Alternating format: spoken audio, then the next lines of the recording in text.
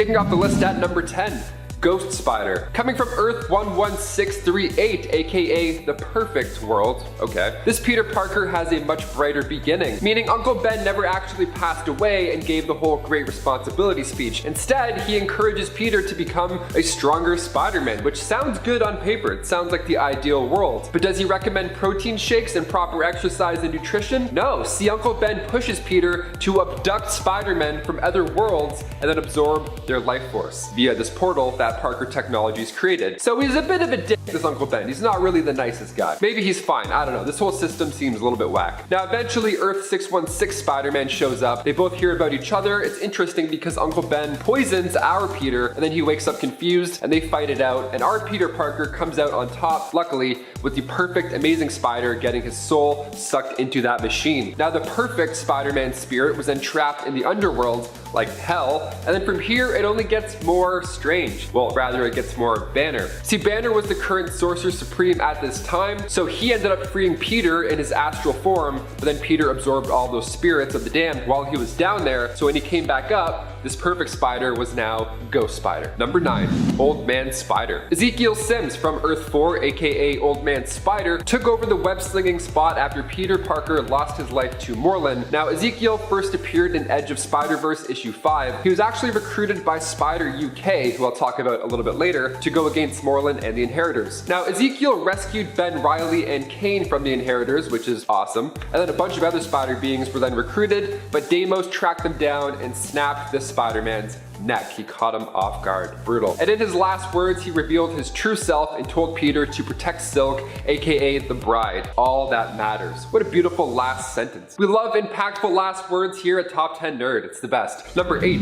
Spider UK. Here he is, Billy Braddock himself. I told you I'd talk about him. He began his life as Captain Britain, actually, before he was webbing people up. So he's actually rocking both teams. He's a busy guy. He's on the Captain Britain team and then the Spider Army. He made his first appearance in Edge of Spider-Verse issue 2 over on Earth 833. Now, this Spider-Man is one of my favorite versions. His arc is so fun. He can hop between dimensions whenever he chooses, and then after the defeat of the Inheritors, spoilers, he keeps an eye on Earth 3145, and then during the Spider-Geddon storyline, in issue 2, Spider UK dies in an explosion, and it's buried in England on Earth 803, the home of Lady Spider, who loved the idea of Spider UK being buried in the same cemetery as her parents, because she loved him like a brother, of course. Brother zoned, even after death.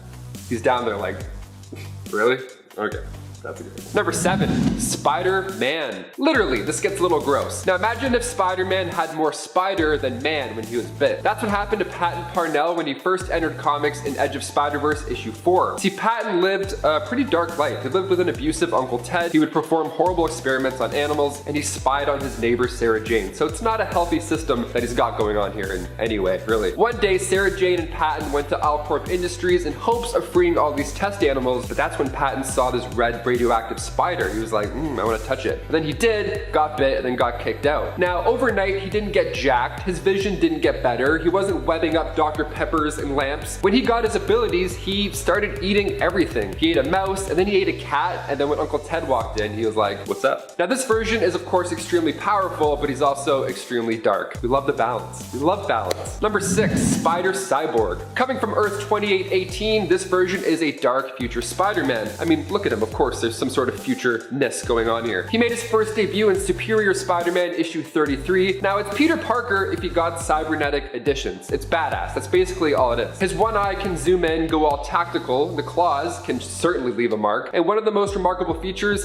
his arm cannon, his sonic arm cannon, that's definitely a plus. Now, before Karn came to Earth 2818, our Superior Spider-Man warned him, and then when Kane finally did show up, Superior Spider-Man and some other webbed friends joined the battle. His left eye being a red lens is actually a nod to his appearance early on in the 90s in Spider-Man issue 21, titled Dealing Arms. Number 5, the Scarlet Spider. Ben Reilly first appeared in Amazing Spider-Man issue 149 as a clone. He was part of the whole clone thing that went on for way too long, but it wasn't until Spider-Man issue 5 that he was was introduced to readers as the Scarlet Spider. Now the Jackal created the clone using Peter's DNA, and he was made to fight Peter, of course. He's like, hey, if you can't beat him, just clone him. Now the two were fighting it out in order to save Ned from a bomb, and then when the clone seemingly died, he was soon buried after. But the thing is, the Jackal injected him with something earlier so he could survive something like this. Of course.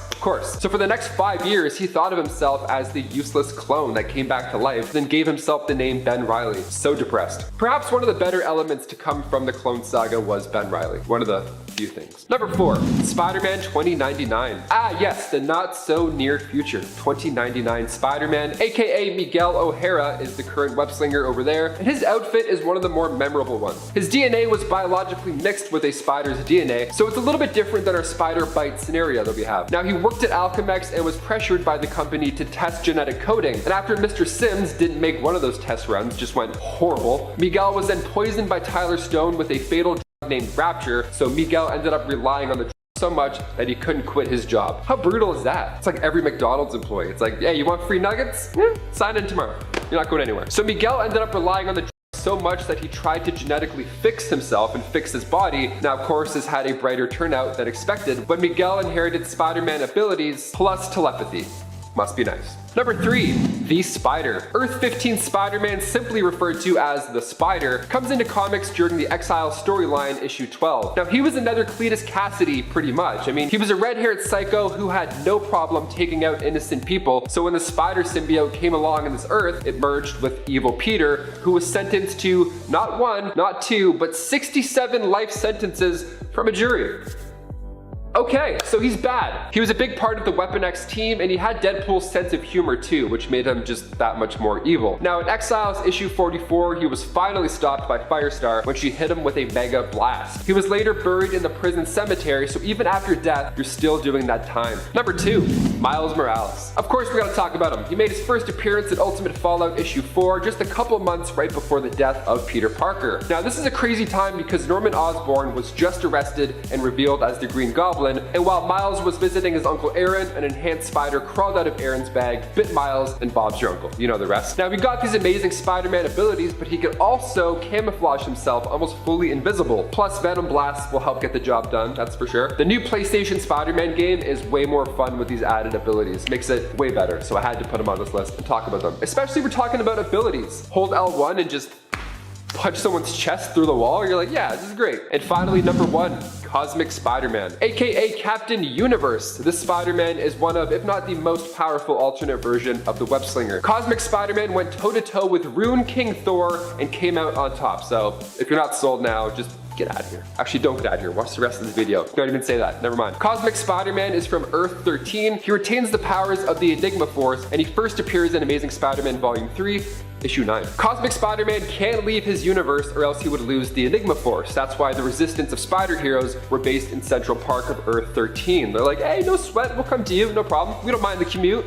He meets his demise only a couple issues later, sadly, when the Inheritors were hunting down Spider-Man and their leader Solus drained the Enigma Force from him. But we can find more of him in What If Volume 2, Issue 31, titled What If Spider-Man Had Kept His Cosmic Powers. Number 10, Rancor. Rancor is the descendant of Wolverine who hails from the Earth of 691. She first appeared in the original Guardians of the Galaxy series in issue number 8. When she was just a teenager, she battled her own father and defeated him by clawing out his heart. Yikes. She then took over the planet Haven and decided to take prisoner the human population of that planet, turning them into her servants against their will. She would cross paths and play villain to the original Guardians of the Galaxy team initially, but they would end up defeating her, this time around at least. Her powers are similar to Wolverine's, being that she is his descendant. As a ruler, she also has other warriors at hand who are willing to fight for her, although she herself is also a capable and skilled fighter. Number 9, Albert. Albert was an android created to destroy the real Wolverine by Donald Pierce. He came from a kind of wacky time in comics and also worked with LCD, another android who resembled a little girl. Like I said, it was an interesting and strange time. In the end, both LCD and Albert would go rogue, deciding not to complete their mission as they developed their own free will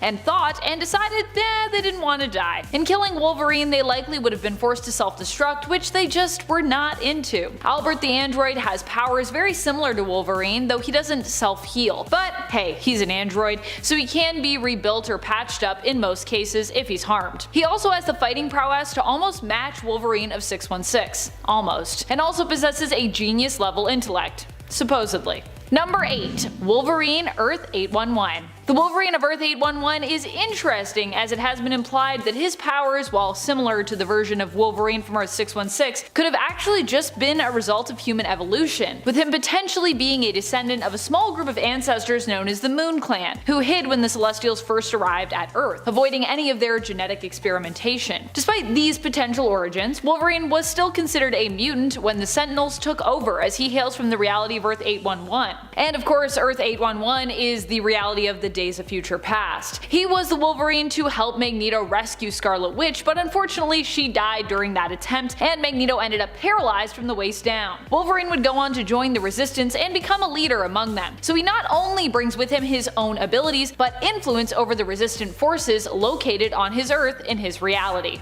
Number 7. Jimmy Hudson. Jimmy is the son of Wolverine from the Ultimate Universe of Earth 1610, though Jimmy wouldn't know he was Wolverine's son until his mutant powers manifested. His powers are similar to his dad's, but Jimmy is also bonded to one of the Poisons, a kind of symbiotic alien creature that typically takes over their hosts. However, after their leader died, Jimmy found a way to control his poison. While bonded to his poison, Jimmy also has spider-like abilities and can shapeshift, turning his claws into tensile, goo-like tendrils, or extremely elongated spikes. Whatever he prefers for the day. Number 6. X-24. X-24 was a clone of Logan made to defeat the old man version of him and recapture the clones who had escaped. He was powerful enough to take on both Old Man Logan and Laura Kinney at the same time, and Logan pretty much dies trying to fight him in the end, and X-24 is even then only killed after X-23 is forced to shoot him with an adamantium bullet that Wolverine was actually saving for himself to end his own life. X-24 is one tough dude in this movie. He is a version of Logan whose rage is more tapped into and unleashed. What's more, he was engineered to be comparable to Logan in terms of his power level, but in peak physical condition. Considered to be like Wolverine, but as he was in his prime. Number 5. Gorgon. I always forget that Gorgon was also Wolverine, but him being one of Norman Osborn's dark recruits and carrying the mantle would definitely make him one of the most powerful alternate versions of Wolverine around, because Gorgon is a pretty powerful and deadly guy. Even if, as we learned during the Otherworld tournament in Ten of Swords, he isn't immune to the seduction of rock sirens. Gorgon is a masterful fighter and a powerful mutant who also has the ability to turn his opponents to stone, hence his name. Gorgon. He is a deadly force to be reckoned with, and I personally feel bad for all of the folks who have to challenge him whenever he's working security for the mutants of Krakoa. A lot of those people just are getting maimed left, right, and center. Ugh. Number 4. Daken. Daken, or Akihiro, is a deadly member of the Wolverine family, who spent his time as Wolverine when he was on the Dark Avengers. It was during this time that Daken attempted to take the Muramasa blade for himself to boost his power. He planned on having it bonded to his skeleton and coating his claws in it, and he wanted it so he could basically go kill Romulus. Remember Romulus, everyone? Whatever happened with that? He was successful in bonding the Muramasa blade to his claws, but didn't get to hold on to that power permanently. He would go on to battle and defeat both Scar and the Punisher, in fact seemingly killing Frank Castle, who would then go on to become Franken Castle for a time. One of Daken's most powerful abilities is his pheromone control, which can allow him to alter his opponent's mood. This is actually how he won against Scar, using pheromones to calm Scar down, which caused him to then transform. And transform in a way where he was just more chill. Number 3. Laura Kinney. Despite not even being an exact clone of Logan, X-23 is still one of the most powerful versions of Wolverine around out there. She became Wolverine in the all-new Wolverine series. Even today, it's more the mantle and look that Laura is known for, with both her and Logan currently using the same name, Wolverine, on Krakoa. So there are 2 Wolverines technically within the same continuity now. More recently, Wolverine was chosen to go on a mission inside the vault, along with Darwin and the resurrected Synch. The 3 were brought in to do so because of their extraordinary abilities and the fact that Synch could, in effect, use both of their powers himself. As we saw in issues 18 and 19 of the 2019 X-Men series, time moves differently in the vault, and in the end the mission ended up taking, for them, hundreds of years before they actually managed to complete it and get out. But despite aging, Laura did not slow down. Even in the old woman Laura future cancer where her cells were beginning to break down due to her being created originally from genetic engineering, Laura still proved to be a badass, using her last bit of time alive to defeat Doom and free the people of Latveria. Basically all around, X-23 is just like the best. She's so cool. Number 2. Dark Claw. Dark Claw is a combination of Marvel's Wolverine and DC's Batman, hailing from the Amalgam Comics universe. So yeah, you know he's OP. He's not only got a powerful regenerative healing factor, but is a master fighter, martial artist, and detective who also happens to have super enhanced senses. Imagine a master detective who is also a master tracker. There is no crime or mystery that he could not solve. Dark Claw is also known for being hyper intelligent besides, so he's basically got the whole package. He's also super wealthy in this reality as well, so he's got money to back up his vigilante antics, helping him to acquire high level tech and giving him access to various different gadgets, as well as his own Clawcopter, which this character has in place of a Batmobile. If you're both Wolverine and Batman, does that mean you just have like unlimited plot armor? Because I feel like both of those characters can never die just because they're so popular, so I feel like Dark Claw would be pretty unstoppable. Number 1. Old Man Phoenix. Obviously, one of the most powerful versions of Wolverine around has to be the one from the alternate future of King Thor, Earth 14412. Here, Wolverine goes on to become the Phoenix after seemingly dying along with everyone else on Earth at the hands of Loki. The Phoenix, however, chose him, and because of that, he lived again and was given an unimaginable amount of cosmic power. Logan mostly used this power to fend off villains, including Ultron and Loki, and to keep the Space Stone out of Loki's hands. Many years later, as Old Man Phoenix, he would team up with King Thor to protect the Earth from Dr. Doom, after it was given new life again. Doom in this reality was also immensely powerful, and although Logan could not be killed in battle, he chose to sacrifice himself to give Thor the power to defeat Doom, imbuing his hammer Mjolnir with the Phoenix Force. However, even after seemingly giving up his life here, he would still somehow end up being resurrected. Because Phoenix. Number 10. Casper Cole. Casper Cole is now known as the White Tiger, but initially we knew him as an alternate version of Black Panther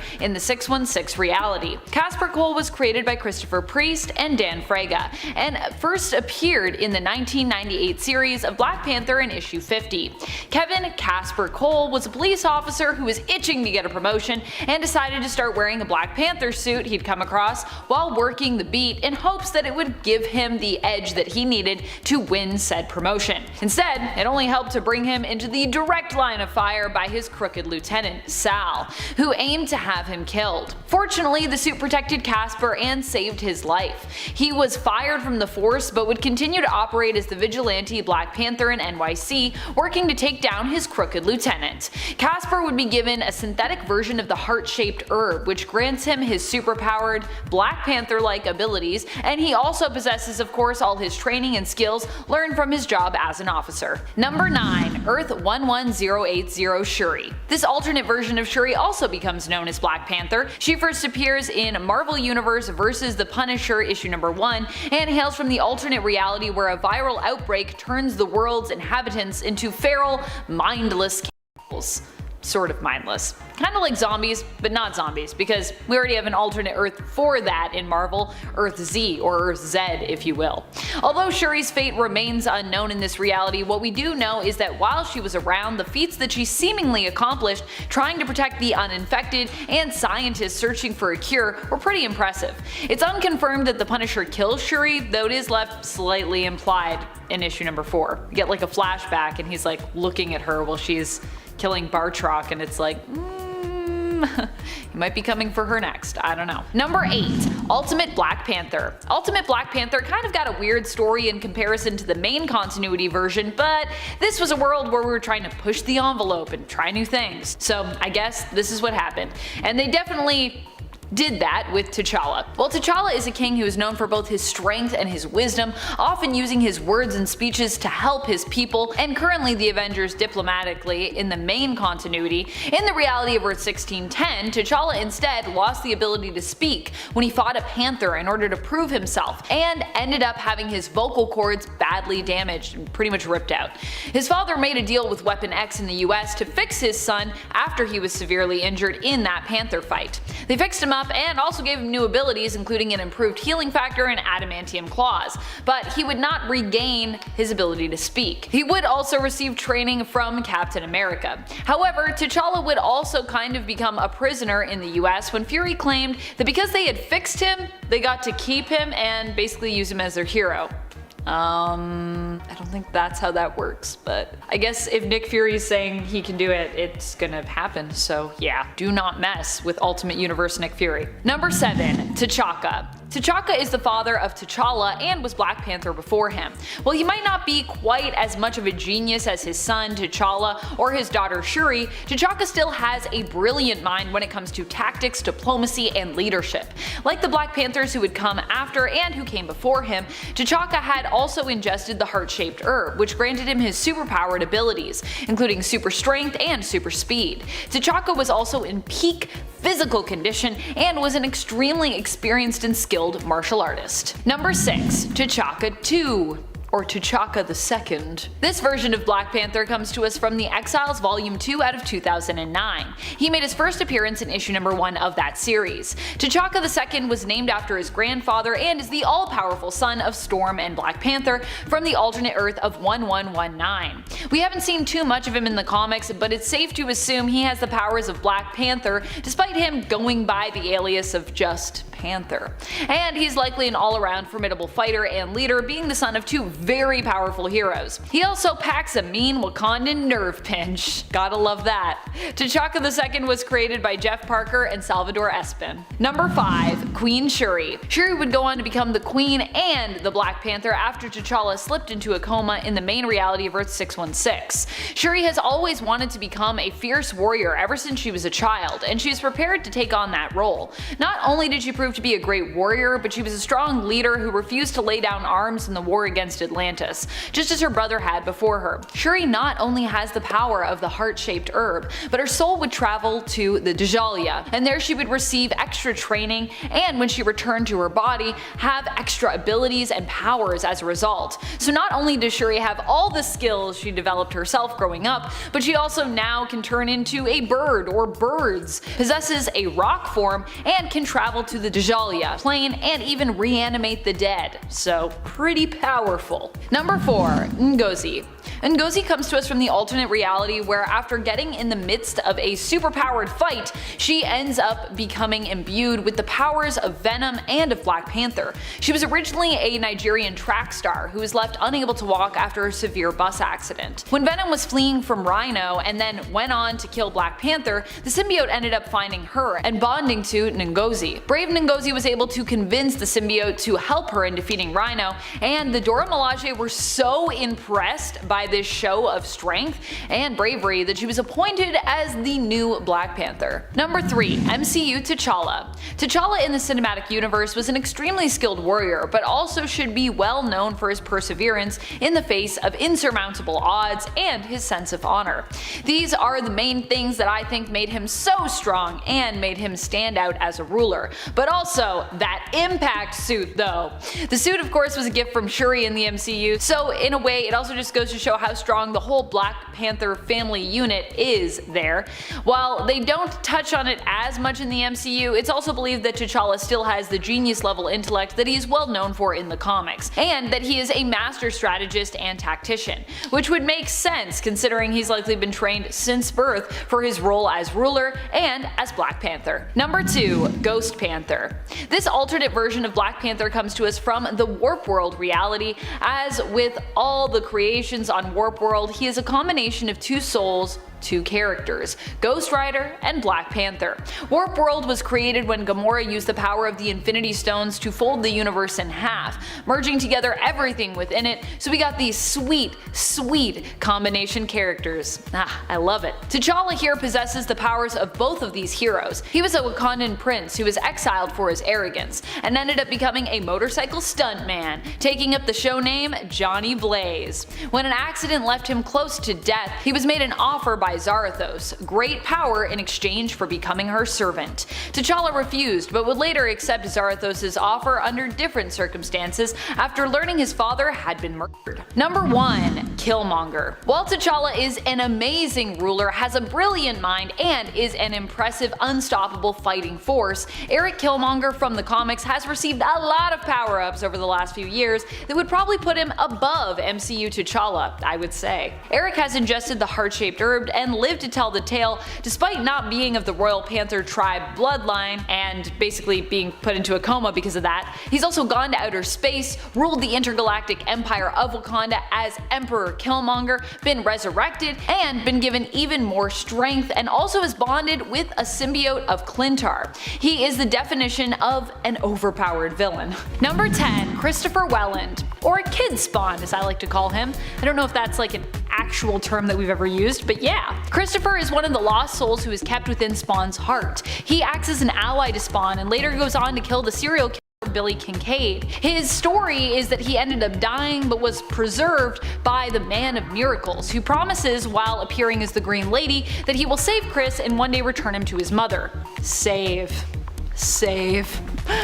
It's not quite what happens, but still. The Man of Miracles keeps his promise, and his mother is then able to move on with her life, getting the closure she needed after her son's death. So he saved him more to just be like, he's still around and you can move on now, but he's still dead. But either way, Chris would be needed by Spawn, and so the Man of Miracles sent him there. Christopher has some of the powers of a Hellspawn and is able to use his costume as a weapon and save Spawn by helping him to remember his true identity. Christopher first appears in issue 150 of Spawn, and he's got a pretty interesting story arc if you want to check it out. I think you should check it out. It's pretty interesting, in my opinion. If you think the things that I think are interesting, you should check it out. That's what I'm gonna say. Number 9. Chibi Spawn.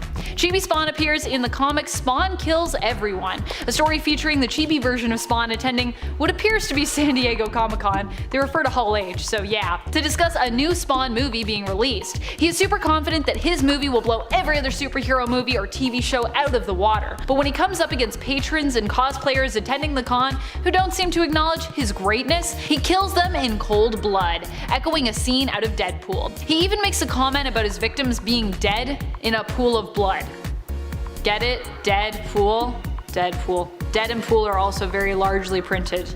Comic jokes. His most powerful moment though is probably when he goes on to take out his own creator, Todd McFarlane, who he kills for insisting on how cute Chibi Spawn is. For some reason I want to say that Todd McFarlane is actually not the creator of Spawn and that I said that name wrong. I wrote it just from my mind, but I'm pretty sure I'm right about that. I'm questioning everything. I feel like it's because there's a few McFarlanes in the world, is there not? Who's the other McFarlane? Seth MacFarlane. He's the one that makes all the shows and is Family Guy and stuff, right? Are Todd McFarlane and Seth MacFarlane related? That would be so weird.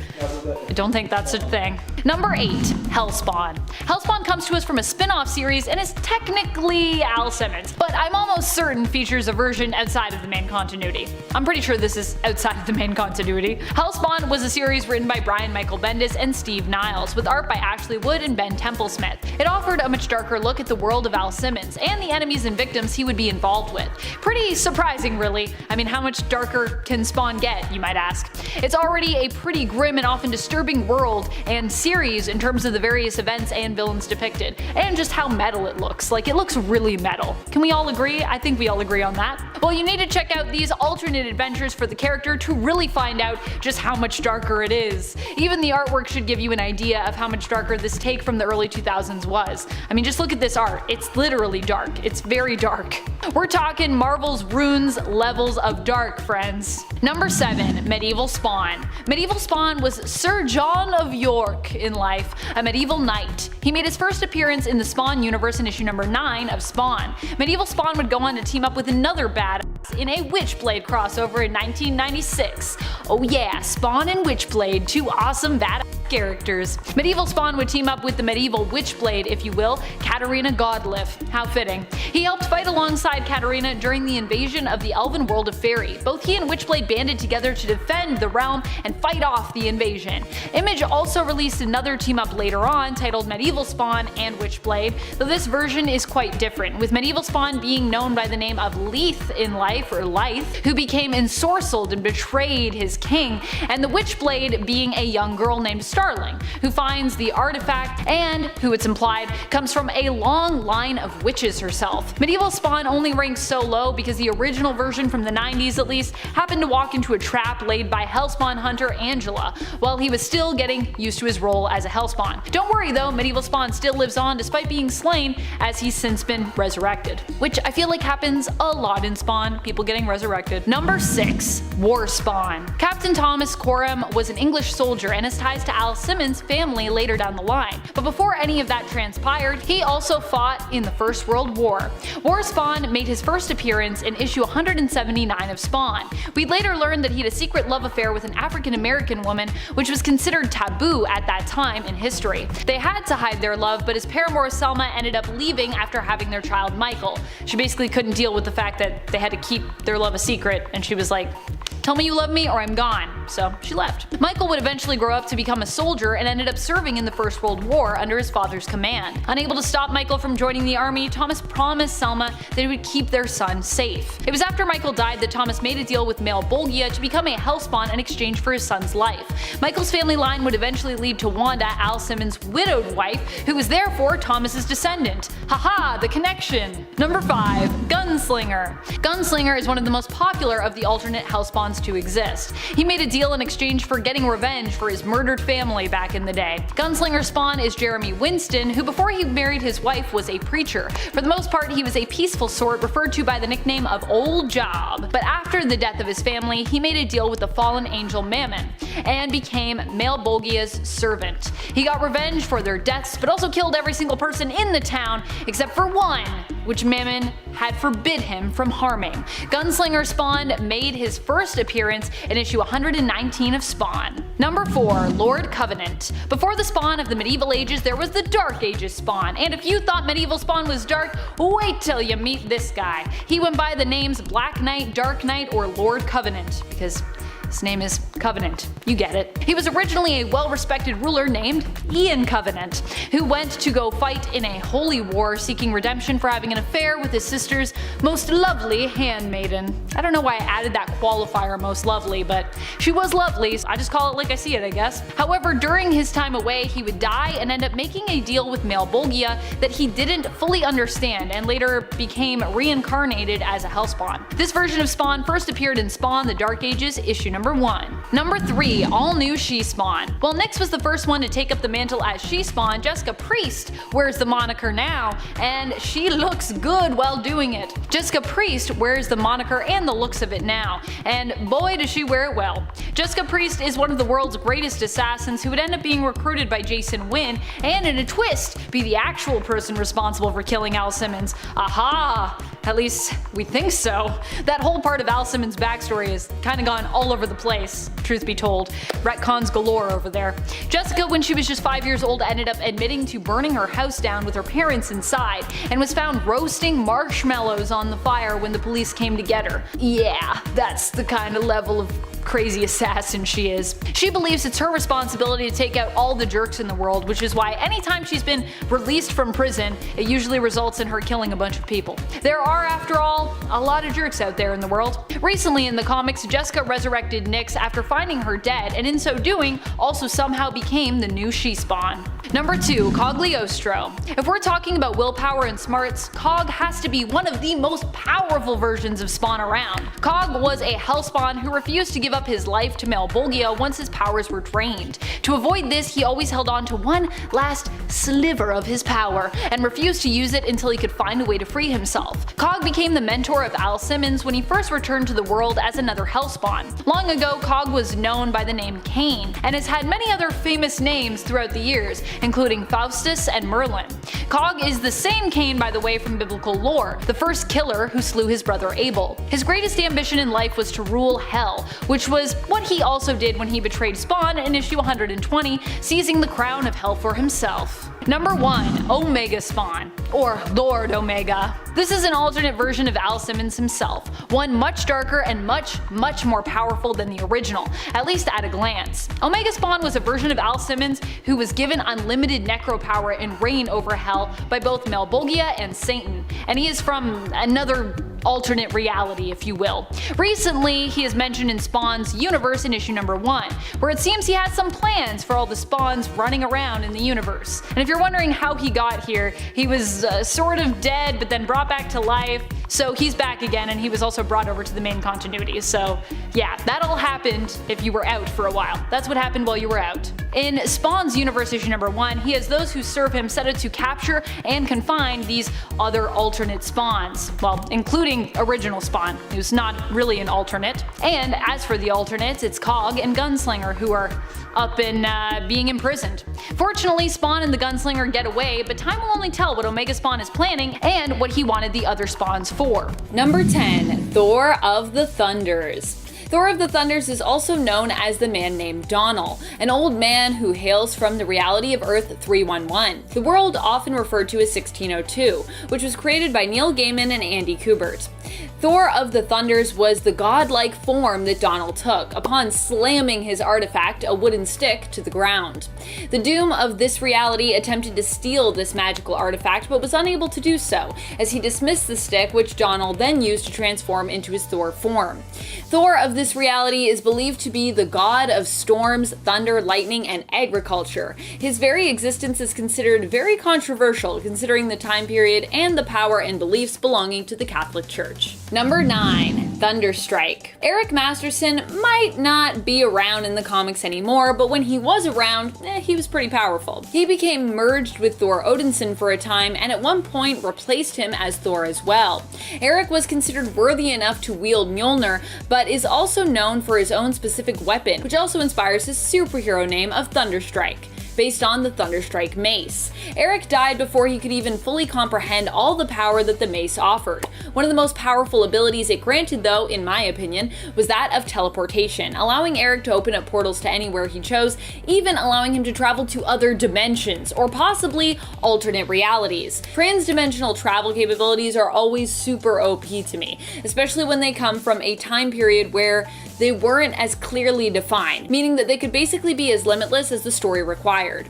Them's the best time for crazy powers. The times when we didn't have to define anything. Number 8. Asgardian. Billy Kaplan as Wiccan is definitely ramping up to be one of the most powerful characters in the Marvel multiverse, but before he was known as such, he went by a different name and style. When he was just starting out as a hero, Billy was a member of the Young Avengers, and inspired by Thor, took up the mantle of Asgardian, styling himself as such. The name didn't end up sticking, and only lasted for a few issues before he decided to change it to Wiccan in issue 6 of Young Avengers, which more suited his magic-based power set. However, it is important to note that Asgardians are known for being tied to magics as well, so while Billy was just starting out and the name didn't last long, in a way his magics do kind of tie him to the Asgardians, who are also sometimes known for being mystical. They are mystical, cosmic, and mythological, but it depends on the story as to which aspect is more highlighted. Billy, as Asgardian in this Thor Styles, is really only being ranked so low for his lesser ties to Thor, but power level wise at this point,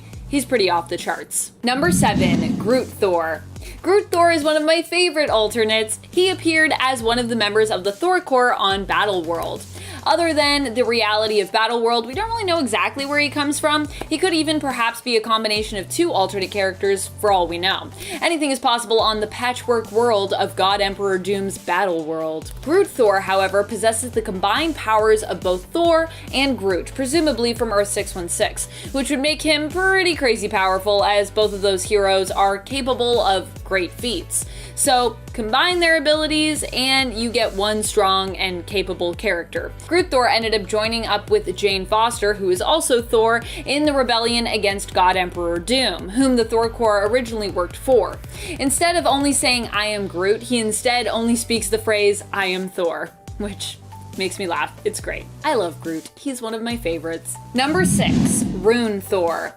Rune Thor is one of the alternate Thors who appeared on Battleworld as a member of the Thor Corps. His fellow Thor ended up turning against him after they realized that Rune Thor had turned pretty evil and was killing all the alternate Jane Fosters and Donald Blakes that he could find. Rune Thor proved powerful enough to beat and eventually kill, as a result of his injuries, an alternate version of Beta Ray Bill, also part of the Thor Corps, who was known as Stormbreaker Ray. Rune Thor, however, would also be taken down in the end by another member of the Thor Corps who was investigating the case involving the missing persons. The Janes, the Donalds, the missing persons. Number 5, Ultimate Thor. Thunderer Thorleif, as he was known during his Battleworld days, was the one responsible for defeating Rune Thor and killing him in the end. This version of Thor initially forgot who he was, and for a while in the Ultimate line, he was just a nurse by the name of Thorleif Golman, who believed he was human. In the end, however, Thor would begin to remember Asgard, experiencing what others believed were delusions. Even readers thought he might actually be going insane, and we weren't really sure if he was really Thor or if it was all in his head, but later on it was revealed that he was in fact the real deal, the Norse god of thunder, and the real Thor in the Ultimate Universe of Earth 1610. Thor was established as one of the most powerful characters in the entire Ultimate Universe, and even when he doesn't have his innate powers, which would later be restored to him by Odin, he has his EDI biomechanical suit to back him up, which grants him abilities and attributes similar to his godlike ones. Number 4, Goddess of Thunder. Jane Foster has been known by many different heroic mantles. One, she is a doctor, which kind of makes her like an everyday hero. That's like an everyday hero mantle. And 2, she is currently a Valkyrie and was one of the last Valkyries besides, well, until the return of the Valkyries, which kind of semi-randomly happened during the King in Black event. But in between, Jane Foster was known as Thor, taking up the mantle after Thor Odinson was deemed unworthy during the original Sin event. In many ways, Jane was considered to rival Thor in power, and at times even bested him. She also took up the mantle despite having cancer in her human form, and despite the fact that transforming into Thor basically canceled out the effects of her chemo, meaning that her cancer was only getting worse and worse from her transformations. So even though it was killing her, she was like, I'm still gonna be Thor.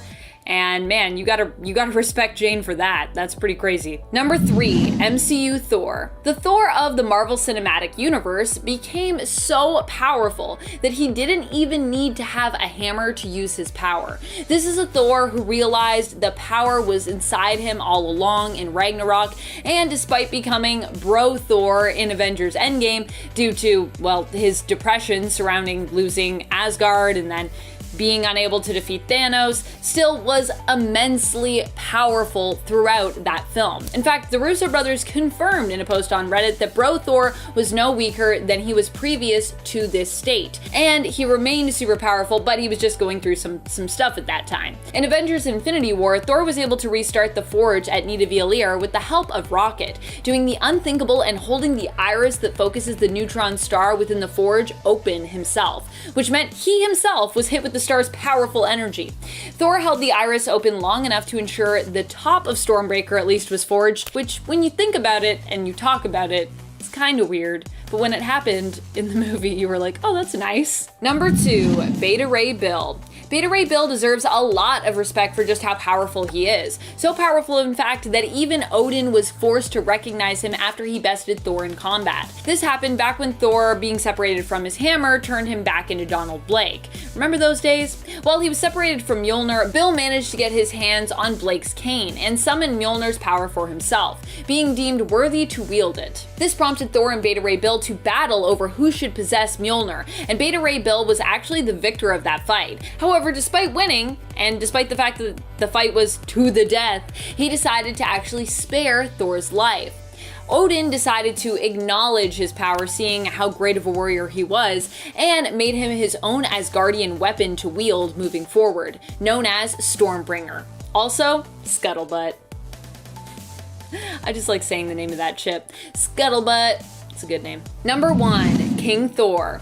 One of the most powerful alternate versions of Thor, hands down, has to be the alternate future version from Earth 14412, King Thor. This isn't just because of his power as ruler of Asgard and Allfather, a power which Thor would actually rename as the Thor Force once inherited, but this version of Thor has also bonded with and wielded the all-black Necrosword, and was also known for a time by another, more powerful name and mantle, King Phoenix. This happened after Wolverine relinquished the Phoenix Force and thereby his life to supercharge Mjolnir in helping King Thor to defeat Doom, because that's basically what he needed. He needed the Phoenix Force to do that.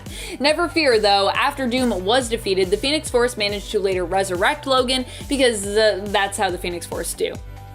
So even though Logan was like, I give up my life and my power for you, Thor, he still gotta come back after. Kicking off the list at number 10, we have Dawnbreaker. This version of Bruce Wayne first appeared in Dark Days The Casting, issue 1, residing in, of course, the Dark Multiverse on Earth 32. The story picks up with the usual Bruce Wayne origins. His parents are both taken out by Joe Chill that night, but here young Bruce Wayne comes into contact with a Green Lantern ring. So Bruce approaches Joe and he's pretty pissed at this point. He's going for blood right off the bat. He ended up turning Joe Chill into bones and dust. And then when Bruce met Gordon, they got off on the wrong foot initially as well. Gordon greets him and he's like, Green Lantern, wasn't sure you'd show up. And then Bruce straight up's like, hey man, don't threaten me. Really awkward vibes, just quick awkward vibes right off the bat. No friendship there. He was taking out Gotham's villains super quick. Each time he did it, he would scream and yell about how much his parents deserved to not be dead. He flew the Penguin into outer space. That's how you handle a guy right there. You take him and you go, right off planet. Okay, so with all of these brutal assassinations, the rest of the Green Lanterns knew they had to come and put a stop to this madness.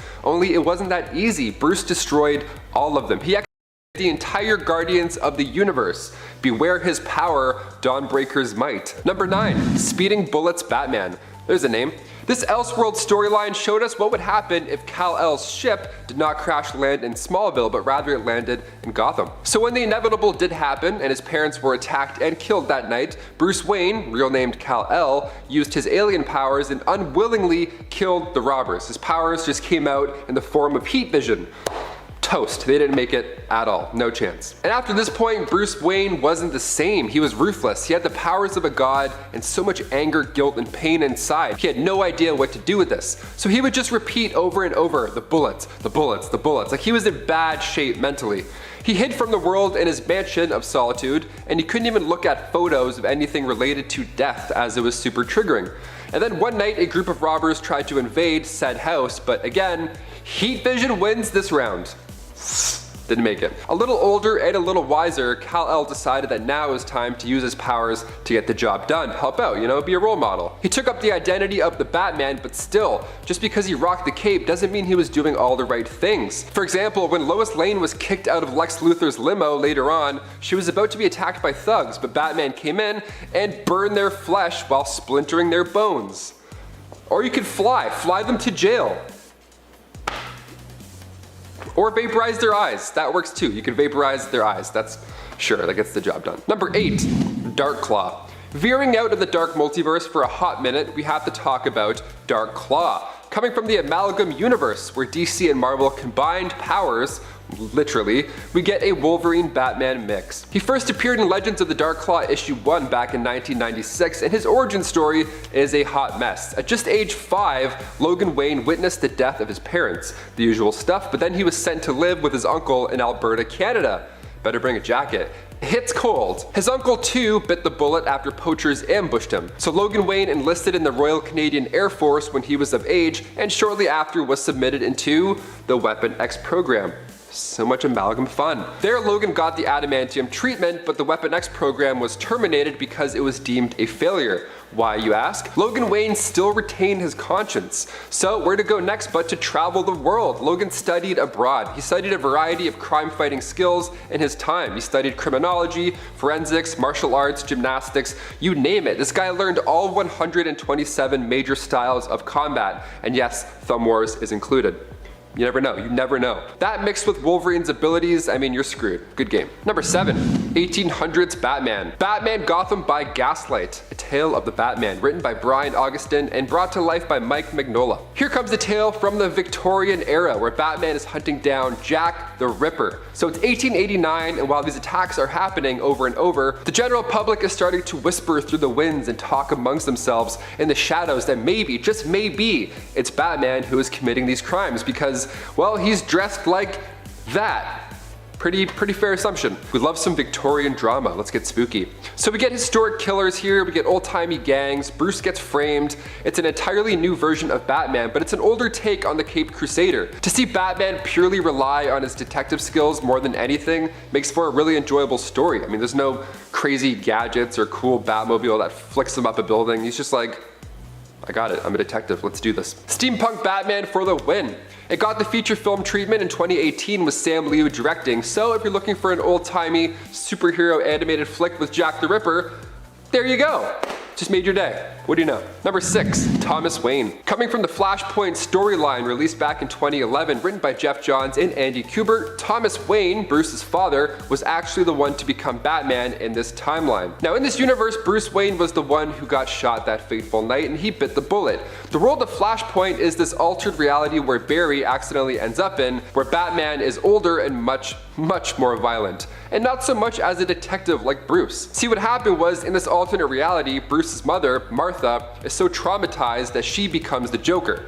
That's why during the opening credits of Batman vs Superman, we were all pumped in the theater because Jeffrey Dean Morgan and Lauren Cohen, two amazing actors, were in such a small opening scene as Bruce's parents, with zero dialogue. Now with recent set photos of Michael Keaton in the new Flash movie, we're still in for a great time, but we were so close to the best Flash movie with Jeffrey Dean Morgan as a dark Thomas Wayne. Jeffrey Dean Morgan did say on Twitter that ever since Zack Snyder walked away, his whole bit in that world has walked away with him. But we still got Michael Keaton, so it's still fine. It's good. It's good. Number 5, Red Death. Coming from the Dark Multiverse, Earth 52, first appearing in Dark Days The Casting Issue 1, Red Death Batman used to be a hero who fought alongside Robin in his world. The events that transpired in Batman's life were taking a harder toll on him. He was watching all of these sidekicks just bite the bullet, so he was desperate to find this new power, a new way to get ahead of these horrible crimes. So he looked at his world's Flash. Batman honestly believed that he could use the Speed Force better than the Flash, so he took out all the Flash's villains, stole all their tech, and then he himself fought the Flash, and he was winning. He drove the two of them into the Speed Force because he had merged his Batmobile with the Cosmic Treadmill. That's always fun. And then that's when he absorbed all of Barry's powers. He did it. After Batman came back from the Speed Force, he referred to himself as Batman, the Red Death, where he would easily and brutally kill Gotham's rogues. All the while, Barry's consciousness is begging him to stop inside of him. It's kind of like a nightmare, this version. Definitely a nightmare. Number 4, Azrael. Right after the 1993 Nightfall story, when Batman got his back broken by Bane, just absolutely wrecked, he decided to pass the Batman mantle right on to not Dick Grayson. No, instead he chose Jean-Paul Valley, aka Azrael. His run on Batman wasn't the same as Bruce's. I mean, for starters, Azrael's methods were pretty violent and quite irresponsible. In all fairness, he was capable of defeating Bane with this new tricked out batsuit, but this guy thought that he was actually an all-round better Batman and a permanent successor rather than a replacement. Got news for you, pal. So once Bruce did recover, he had to force Azrael to leave the position. Even the style changes were quite drastic. Azrael made more than a few changes to the suit. Now it's black and yellow, this metallic armor, and then he added some other gadgets like claws, dual mag weapons, and of course, a cape. Just to, because he's a hero, he needs a cape. Number 3, Terry McGinnis. The year is 2039, and by this point, Bruce Wayne has retired from the crime-fighting life. But meanwhile, Project Cadmus director Amanda Waller was out in search of a replacement, beginning with Project Batman Beyond. A major key element was using Batman's blood samples left over from his altercations, the OG Batman. That, mixed with some nanotech solutions, we now can make the DNA of Bruce Wayne. The future, how lovely. So Amanda found the Warren McGinnis household with Warren and Mary, and the couple was psychologically identical to Thomas and Martha Wayne. Perfect. So when they thought they were going in for a flu shot, they didn't know they were actually about to be the new parents of a new Batman. Amanda almost had both of them taken out to, encourage the lonely road of the Caped Crusader growing up, but thankfully she scrapped that idea. Because we don't need the same origin story, Amanda. Like, give the kid a minute to figure it out. Like, don't have to We don't need to. Turns out you can't avoid fate still, because down the road in Terry's teenage years, his father ended up getting killed, and Terry believed that it was actually the corrupt CEO Derek Powers behind all of it. So he got the help of Bruce Wayne, who was part of the merger with Derek Powers naturally. Then after facing off against the Joker's gang, Terry realized that Bruce was in fact this original Batman. So Terry stole his Batsuit and was determined to find justice himself. The Beyond suit is just awesome. Rocket boots, claws, cloaking device, the red and black, I mean, you can't get any better than that. Number 2. Batman. Coming from Earth 43, Batman is, well, he's just that. He's Batman who doubles down as a vampire. Nice. We see him for the first time in Batman and Dracula Red Reign. His origins are the same for the most part, how he became Batman because of his parents, all that jazz. That's the same. But then when he's patrolling one night, he starts to find victims all with the same injury. Their throats have been just slashed apart. Who could have done this? Why, Dracula himself, that's who. He gets help from a rogue vampire named Tanya, who was once part of Dracula's posse. And Batman is so wild, this guy willingly gets bitten by a vampire to become one, so then he can take on Dracula. Whatever it takes to get the job done, I respect that a lot. And finally, number 1. Batman, the God of all knowledge. The Mobius chair made its first appearance in New Gods issue 1, and the chair itself was created by Mobius, aka the Anti-Monitor. He gave the chair to Metron, but when Metron took his eye off the prize for a minute, Batman ended up becoming the God of all knowledge for a short time. What happened was Wonder Woman grabbed Metron with her lasso, yanked him right off, and then before boom tubes were summoned or anything like that, Batman just took that chance that he had and jumped on the chair. Musical chair style. Then the Dark Knight becomes the bright light. The whole team at this time is fighting Darkseid, and Batman's just floating in the background, just trying to figure out the universe. He's just searching for solutions via the cosmic realm. It's pretty spectacular. Things took a jump to overdrive when he also received a power ring. I thought he was a good detective before, but now, I mean, that's just OP. Number 10, Carter Slade. The original Ghost Rider was actually referred to as the Phantom Rider.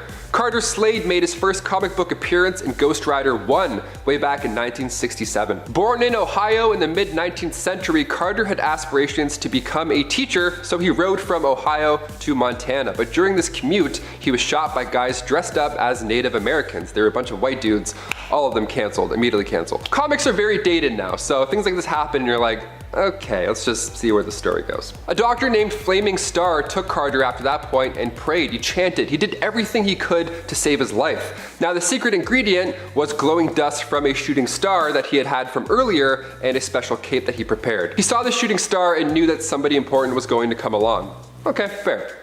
Great call, Flaming Star. Also, great name. Carter's a pretty cool Ghost Rider. I mean, he carries with him these spirit guns, which are way more impressive than spirit fingers. Number 9, Johnny Blaze. Next on the list, we have Johnny Blaze, another OG Ghost Rider. He made his first debut in Marvel Spotlight issue 5 in 1971, so 4 years after Carter Slade. Johnny began his mortal days as a stunt performer. He was great at handling a motorcycle, and Johnny became bound to Zarathos, the spirit of vengeance, after he made a deal with Mephisto to save his father, Crash Simpson's, life. You know, one of those classic scenarios we all get into. So now Johnny Blaze and his Hell Cycle control Hellfire and inflict it upon others that he deems evil with the help of his penance stare. Nicolas Cage actually killed it as the Ghost Rider. I would not mind an older, crazier Nick Cage in the MCU. They can do it. Number 8, Caleb. Coming from Ghost Rider Trail of Tears issue 1, Caleb and his family were attacked one night and Caleb was killed by George Regan and his gang. Not a pleasant time at all, not a good origin. But then cut to 2 years later down the road, Caleb returns from the dead. Voila, how alarming. Brought back by some form of spirit of vengeance, in Trail of Tears issue 2, Caleb's friend Travis Parham returns and finds Caleb in his new ability to control corpses and travel through dimensions via Hellfire. So things have changed for them. The unlikely duo worked together tracking down other members of Regan's gang for, well, his death. They obviously wanted payback. Caleb is sick. He rides a flaming horse and he's got a chain. He's got bling. Bonus points for some devil bling. Number 7, Robbie Reyes. Making his first appearance in all-new Ghost Rider issue 1, Robbie was a young LA mechanic living in Hill Rock Heights. His area was full of gangs, so it wasn't exactly easy for him or his brother Gabriel. Now, when Robbie heard of a street race offering the winner $50,000, he just had to compete. All that knowledge in cars, he's like, yo, I'm gonna smoke these fools. All that money too would get him and his brother out of there. So while he was winning, he was in first place during this race, he thought that cops were on his tail, so he booked it and eventually he hit a dead end. He got out to explain and whatnot and say, hey, sorry, I'm doing a race trying to win some money, but then he realized they weren't in fact officers, but it was already too late. They opened fire on Robbie and he unfortunately did not survive. When the attackers went to burn the car, because evidence, they didn't realize that the car was possessed by a ghost, and that ghost possessed Robbie, making him a new Ghost Rider. And of course, he had to dish out some sweet payback. This guy's extremely powerful. I mean, in Avengers Volume 8, Issue 25, Robbie uses his chain manifestation, and it's so strong that it ripped a Celestial's arm right out of place. How wild is that? Number 6, Danny Ketch. Danny came around in comics nearly 20 years after Johnny Blaze in Ghost Rider Volume 3, Issue 1. He was the son of Barton Blaze and Naomi Ketch. So when he was a teenager, Danny and his sister Barbara hit up a graveyard to get the real Halloween spooky vibe, let's do it, and also to take photos of Harry Houdini's grave. Those two things we always want to do on Halloween. While they were there, two gangs started to fight, one led by Deathwatch and the other with henchmen of Kingpin. So Barbara shrieked in fear as everything went down, naturally so. Deathwatch heard her, and then she was shot in the chest with an arrow, just horrible stuff. Danny grabbed her and took off. While he was catching his breath, figuring out what to do with his sister, he saw this beautiful motorbike with a glowing gas cap and touched it. He then became a Ghost Rider whose mission was to go after those who shed the blood of the innocent, such as his sister. Number 5, Alejandra Jones. Entering Marvel Comics in Ghost Rider Volume 7, Alejandra was born and trained alongside other orphans in a temple with one specific goal in mind. Why, to simply become one of the next Ghost Riders. Easy peasy. So when Johnny Blaze was convinced to give up the Ghost Rider curse, the Seeker was then resurrected to pick the next Ghost Rider. That's when Alejandra got her big break. She was first sent to Ohio to fight Skadi, the Red Skull's daughter. She lost, but still, she jumped right into the action. It was happening for her. She was a very powerful Ghost Rider nonetheless, but her reign came to an end once Johnny realized that he goofed up and he got his status back. After that point, she was upset. She swore revenge on Johnny, of course, because I'd be upset too if I had that power and then all of a sudden it was taken away from me because some other guy learned a lesson. I'd be like, great, I'm glad you're good. Can I still have that? Number 4, Ghost Rider 2099. Kenshiro Cochran made his first appearance in Ghost Rider 2099, issue 1, back in 1994. He was a hacker who rolled with a gang called the Hotwire Martyrs, residing in Transverse City. This gang was so badass, one day they stole encrypted data after hacking a fiber optic trunk line. Just as intense as a heist, for sure, just as badass. So while this was happening, in comes another gang, even more intimidating, called the Artificial Kids. The kids with a Z, of course, to make it cool. All these cool, nerdy gangs. They actually killed everyone. It was indeed a massacre. It was very intense. No jokes this time. Kenshiro, street name Zero, decided to transfer the encrypted file to his girlfriend during this, and at the same time hack cyberspace to erase all his headwear implants. So Elon Musk future is basically confirmed. We can look forward to that, nice. Then he wakes up in this new cyberspace called Ghostworks. Zero was sent back to the real world as their agent of change. The machines created a Cybertech 101 warbot, souped it up with nanotech weaponry, camo abilities, self-repair, and of course, a copy of Zero's personality downloaded into his neural net. Very futuristic, different version of Ghost Rider, but still counts. Number 3, Red Hulk Ghost Rider. In the Circle of 4 storyline, Captain America ordered General Ross to go after Venom, and while they went at it, Mephisto's kid, Blackheart, brought part of hell back up to Earth. Lovely. This all takes place in Venom Volume 2, Issue 12. And it's great timing because Red Hulk made an alliance with Venom, X-23, and Ghost Rider. They were all actually killed in this battle. And then in hell, Mephisto did his thing and then offered the heroes another chance, all that devil stuff. And then all they had to do on their part was take down Blackheart. They got the Spirit of Vengeance and planned to get it to Johnny Blaze so he could become Ghost Rider again. So the Red Hulk at one point had the symbiote and the Spirit. How intimidating is that? Number 2, Frank Castle, aka the Rider, coming from the pages of Thanos Volume 2, Issue 13, the Thanos Wins storyline. So the Punisher actually died a pretty random way. A piece of debris from a building fell on him, and then he ended up in hell. Okay, that's one way to go. He was pretty eager for revenge, so he signed up a few contracts with Mephisto, became the last Ghost Rider, and then headed back to the battle. Only the thing was, when he returned, the dust had already settled long before. Thanos was gone, the planet was empty, it was a wasteland. The new Ghost Rider was quite bored for many, many years. Even Mephisto stopped answering his calls, and then he started losing his mind. Galactus then eventually came along, and Ghost Rider offered the dead planet in exchange for another go at Thanos. So they traveled the cosmos together. How fun, little duo. They found Thanos, Thanos cut Galactus' head off, and promised the Ghost Rider more evil than he could punish in 1,000 lifetimes, so Ghost Rider became his servant for a bit in the comics. Shaking hands with all the devils now, eh Frank? Okay. And finally, number 1. Ghost Spider. Coming from Earth 11638, aka the Perfect World, this Peter Parker has a much brighter beginning.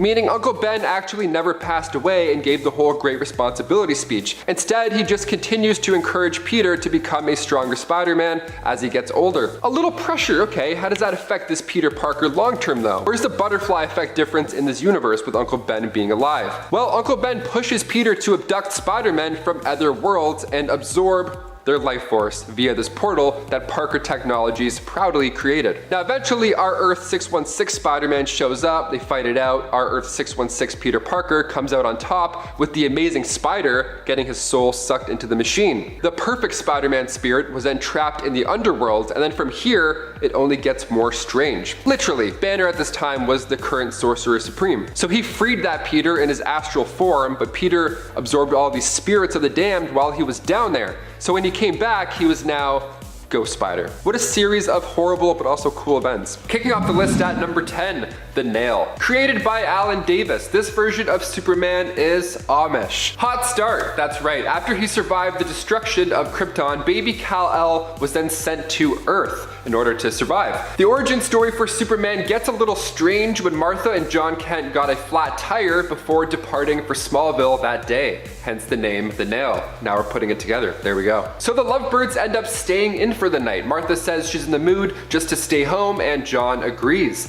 So now instead the super infant was found by an Amish couple. Now he's raised a good lad, but he's disconnected from the world. He's churning butter, not checking Twitter. He has no clue he's a Kryptonian.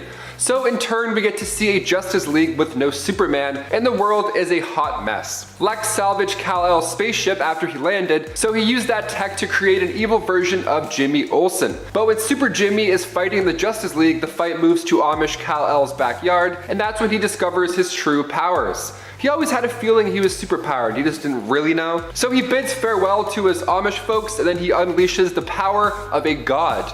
What a day. Number 9, Injustice Superman. This comic run began back in 2013. Injustice Gods Among Us issue 1, brought to us from the minds of Tom Taylor and Jeremy Rapak, comes this dark alternate reality where Lois Lane was kidnapped by the Joker. So he goes on this hunt with the help of the Justice League, tearing submarines apart, looking for his love, but as issue 4 begins, so do the streams of our tears. Lois Lane gets killed, and in turn, Superman goes bat insane. He couldn't even stick around. He gave the body to Wonder Woman, and then shoom, he just flew off. Green Lantern tried to talk to him a little bit, saying, you know, you're hurt, you're angry, yada yada yada, just slow down. But Superman wasn't having it. He had something better on his mind. Batman's face says it all during this scene. Superman tells Batman during his dark ruling days that he learned the idea of enforcing peace through fear from Batman himself. Number 8, Kingdom Come Superman.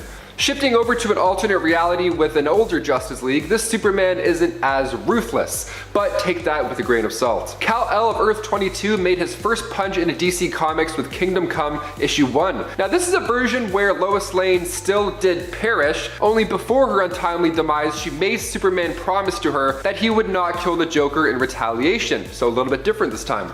So he followed through and simply had the clown arrested. But this new superhero named Magog made their debut, and then they in turn ended up killing the Joker. Magog was obviously put on trial because, you know, killing's bad and all that stuff, but he was acquitted. The general public was like, oh, the Joker? Yeah, that guy was horrible. Thanks, great work.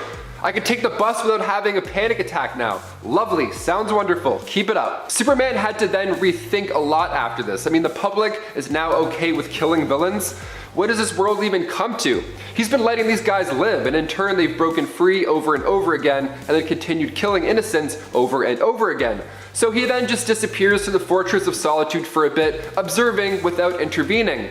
Now, he did return less than a decade later, but the world had fallen into a societal depression. So with a new suit, older Clark Kent returned to the League, ready to once again enforce a code of ethics. Number 7, Calvin Ellis. When a comic book hints at a past president of the United States, it's usually pretty comical.